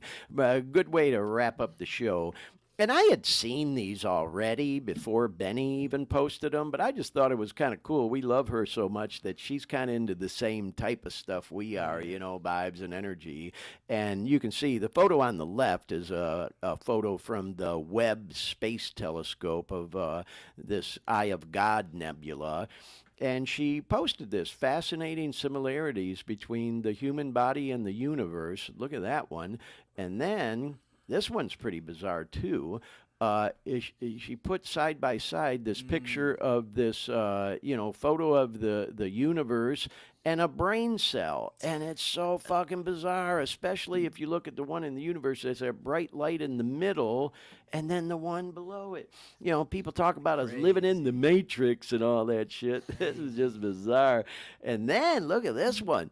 Scientists discover the largest black hole ever, over 30 billion times the size of our sun. And she wrote, uh-oh. You know. But anyway, shout out Benny again. We're just so thrilled to see you like following, you know, the same kind of fascinating stuff me and Shivang are into about the universe. But hey, you know, it just goes right back to everything we talked about Shasta. You know, you just got to have an open mind about this kind of stuff because, man, the stuff we're learning about the universe, what seems almost anymore like on a daily basis, just blows my mind. And, you know, not getting too far off topic, but, you know, Shivang, you and I talked about this a little bit. You know, you should do a whole episode of the show maybe on this, how people seem to have this fear of death and like the biggest thing we all have anxiety over, you know, and not that I'm looking forward to checking out or anything, especially anymore now that I'm clean and sober, feeling great, have peace and living my best life. I'll also say the more I learn about the universe, the more I go to places like Mount Shasta, things like that, feel the vibes, feel the energy, be open-minded, you know, I seem to have less anxiety about when that time comes, hopefully I'm not freaked out, it's like we were talking about, not to sound morbid, but fuck, man, people die all fucking day, every single fucking day, Yeah. Definitely, So- man. And this picture definitely reminds me of some realization I had like years ago. And it was like a mind blowing, like aha thing. And it's like, if you think about it, in our universe, right, at the middle of every galaxy, there's a fucking black hole. And then there's Yeah. less dense things that are orbiting it, all these solar systems. And like, I remember one time thinking, like, even if you look at an atom, Yeah. is designed the same way, the smallest particle. There's a fucking neutron in the nucleus in the Yeah. middle, and then the electrons orbiting it. And it kind of just blew my mind how Yeah. the smallest scale to the largest scale, it has the same way that things operate, And you I don't know, can't it's even just trippy, see them. man, Can't yeah. see atoms. Can't see molecules. Right. With the unaided eye, it's just Yeah, it's amazing. crazy. Anyway, though, y'all, I thought we'd wrap up the show with a little humor. So, Shivang, you and I talked about this.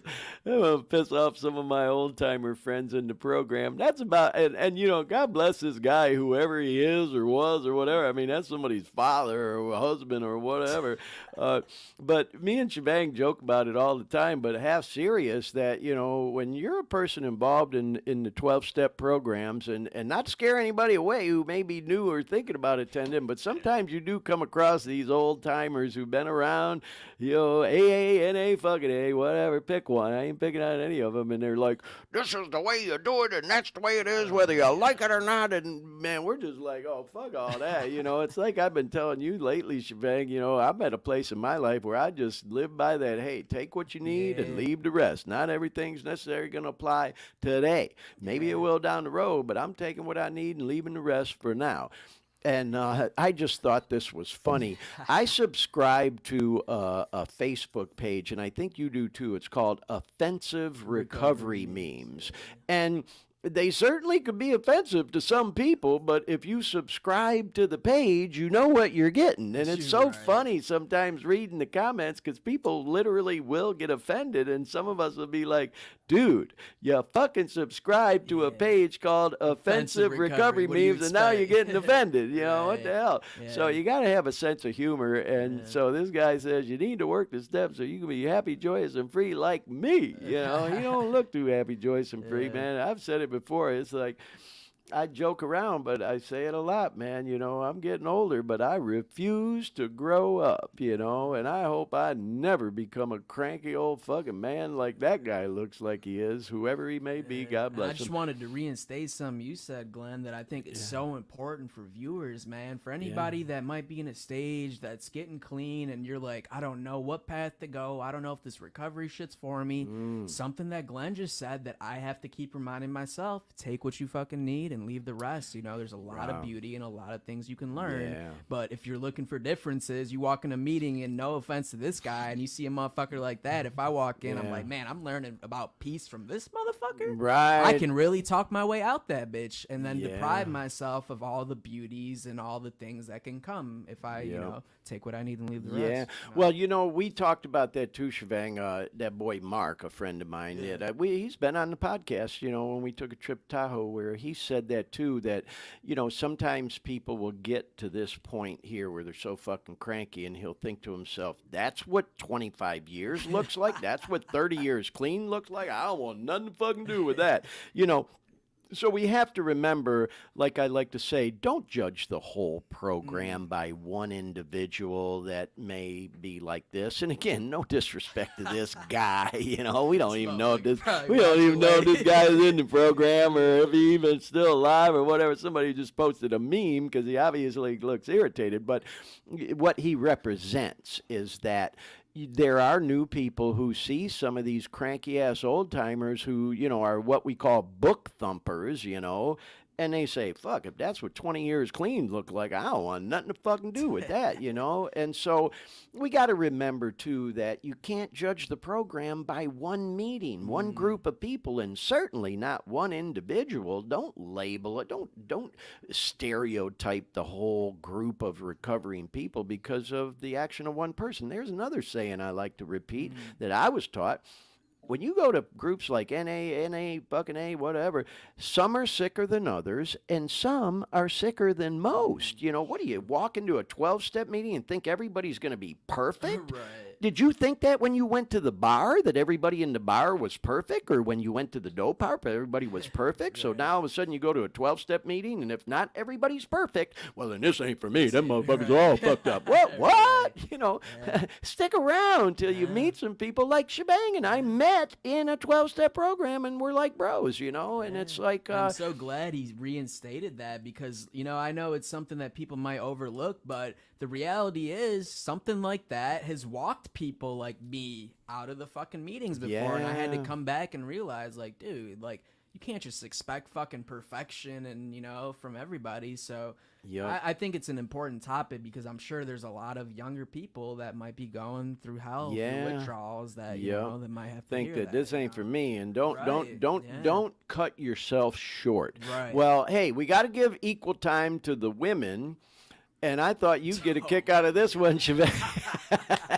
I remember when you sent me this, I wanted to fucking post it so bad because I knew people were going to feel some type of God, way. yeah. And hey, y'all, I'm giving my disclaimer. I don't come up with these things. I monitor all these online all week long. I'm on fucking all the platforms, and I see ones that catch my attention, and I'll copy them for the show. And Shivang, you and I talk about this a lot because we're both into fitness, and you know, although we've been having a lot of treat meals since you've been here We've been visiting, living. which is hey, it's all good. Yeah, like G says, we earned it, we Right. deserve it, man. We watch our health. Oh, yeah. But this is what happens sometimes, and not even just with people, you know, who are non-addicts or whatever, but a lot of people come in the program and they put the dope down, or how'd you say it? They put the spoon down and pick up the fork. And so if you're not paying close attention here, y'all, you see this older lady with curlers in her hair. She's got looks like a fucking Big Mac, a bottle of sugar water Coke, you know. I'm sitting here drinking mine, but I got Coke Zero. You know, I don't drink regular soda anymore. I try to monitor my sugar. And then whatever else she's got there, it looks like she's got some kind of meds and Prozac. That green box is Prozac. So, you know, and we're not judging, you know. It's like, do you? The point is, she can sit there and do all that shit, and I get it, it's a meme, but because this person smokes weed, they're a fucking drug addict, you know. And again, you know, I always say I try to stay away from opinions on this program. You know, I love that Cat Williams comedy bit where he's like, if you ain't fucking smoking weed, what's wrong with you, man? You know, he's like, He said the 3 side effects: hungry, happy, and sleepy. Yeah, and he said it's a plant, and if you just happen to catch it on fire and breathe in the smoke, there are effects. But for drugs, you gotta do something to that shit. Put water, baking soda, and then he goes, I don't know the recipe. Shout out Cat Williams. Yeah, oh, man. he's a funny funny. ass I man. love. He's like probably one of my favorite comedians. yeah, I mean, same. I love all the other guys. You know, Kevin Hart and all them other guys. But man, if you don't know Cat Williams, go check him out. But anyway, the point is, you know, of all the drugs, here, I'm a recovering drug addict. I don't fuck with this shit anymore, but I used to love smoking weed, you know what I mean? And we'll get into a whole podcast. I've thought serious about doing one just about harm reduction. You know, there are people who, you know, in AA, they smoke weed. They call it the marijuana maintenance program. And I've talked on this podcast, man, who I got a whole list of family members that are no longer with us who, had they been able to put the bottle down and just smoke weed, they probably would have lived another 20, 25, 30 years of their life. But that fucking booze, man, and get cirrhosis, kidney problems, all that other shit, you know. So I'm not endorsing smoking weed. I'm not saying smoke weed. I'm not saying don't. Do you? I just thought this was an interesting meme that one could gave me a generate chuckle. conversation. It definitely gave me a chuckle. You know, we talk about it, Shivang. People come into rooms and, you know, it's like they're fucking strung out on caffeine, drinking coffee left and right, smoking fucking cigarettes. And, man, it's real easy to start pointing the finger at somebody else when, you know, you remember there's 3 pointing back at you, you know. So that's what I was going to say. I think the greater moral from a funny picture like this is just like, don't accept everybody, you know, just love everybody wherever they're fucking at in their journeys. Thank you. If they're doing something different, just love people. Yeah, it's man, a you know? great way to And put I it. know that might sound all No, flowery no, and like I Shivang, get it, he's bro. a Detroit kid. Why is he talking Yeah. about love and shit? But you know, that's what I get from it, you know, is just Well, accepting people that are different than me. yeah, You know? and isn't it interesting how just two little memes like that, one of some cranky old timer, and then this one can generate such deep conversation. But man. anyway, let's move on to the next one here. And I thought this was kind of funny and went kind of right along with our podcast. When your friend starts drunk crying out of nowhere and you're at dinner with them or lunch or whatever, whether you're a user or not, a drinker or not, it's just like, what the fuck? Because the fact is, man, alcohol affects different people different ways. Some get angry, some get aggressive, and some get very emotional. And it's like, this has happened to me, bro. Like, what the fuck? We were just laughing, joking, carrying on, having a good time. Now all of a sudden you're fucking crying. What happened? Right. Same here. I used to always laugh with people, man. Like, if I'm picking Henny that night, I'm fighting somebody. I might go to jail, but I'm definitely fighting somebody. But if I'm drinking something else, I might get all cryy. So yeah, a lot of people feel that way about tequila, because I do believe different alcohol affects different people different ways. Like that fucking Jaeger, man, that definitely had a different effect on me than just drinking some beers or whatever. But anyway, that does bring us, y'all, to our final, I don't know if you'd even call this a meme, but I lifted this off social media and I thought it was a perfect way to wrap up today's show, because that's exactly what we did, was a lot of storytelling. And I got to tell you, man, I'm looking, we got people who've been hanging with us this whole entire show, and we had another long one, Yeah, we went, a long, distance with this show, almost 2 hours and 45 minutes by the time we wrap up. And a lot of storytelling. And like it says here, storytelling and marketing simply makes your business more human. And not that we're trying to push the Dare Me podcast as a business. We certainly don't generate any revenue from this or profit or anything else. In fact, there's real expenses involved in doing this thing. So it ain't about that. The point is that you tell stories. You get vulnerable, I bring up that boy Kasky and Anonymous a lot, Shivang, and you and I and that boy Brendan went to that music summit they put on, and that was one of the biggest things I walked away from with that thing, is just be vulnerable, man. If you're constantly out there pushing your product or service, people do put the defenses up, and so we try to be vulnerable. Even when I post shit on social media throughout the week, I put stuff out there that ain't always about promoting the Dare Me podcast. I'll put this out, that out, whatever, and try to be vulnerable and, put things even out there about my personal life. And then I'll slip in, hey, and by the way, we're doing the Dare Me podcast. And so, anyhow, with all that said, we did do a lot of storytelling on here today. I hope sincerely that if you're a person who's been struggling with addiction, you came across our stuff by chance, you're looking for a way out, you want to get clean, or maybe you're a person who's been living clean, maybe even struggling to stay clean, and you came across our stuff, we hope that anything we might have talked about on today's show will be inspirational to you. And as I always usually say on this show near the end, if you came across our stuff and you're going through withdrawals, trying to kick opiates maybe specifically, or benzos, and you're laying in bed sick as fuck, you got no motivation, you feel like fucking dying or whatever, hopefully at the very least we help to kill some time for you, because when you're kicking, man, that clock does move at a snail's pace, and you go through this internal battle of wanting to get up and go out and get some dope, or just staying put so you get the shit out of your body and start feeling better so you can get on with your life. So hopefully at the very least, we killed almost a few hours for you of what hopefully is fun content, inspirational content, and content that we hope is relevant to trying to get and or stay and live clean and sober. So with all that said, Shivang, I want to thank you so much, bro. Man, thank you so much, and thank you and Dean for having me. And like you said, man, if anybody's struggling, going through hell, keep fucking going. Thou too shall pass. And, if anything that me or Glenn said was helpful, then I think our mission here is accomplished. If we could have saved one person.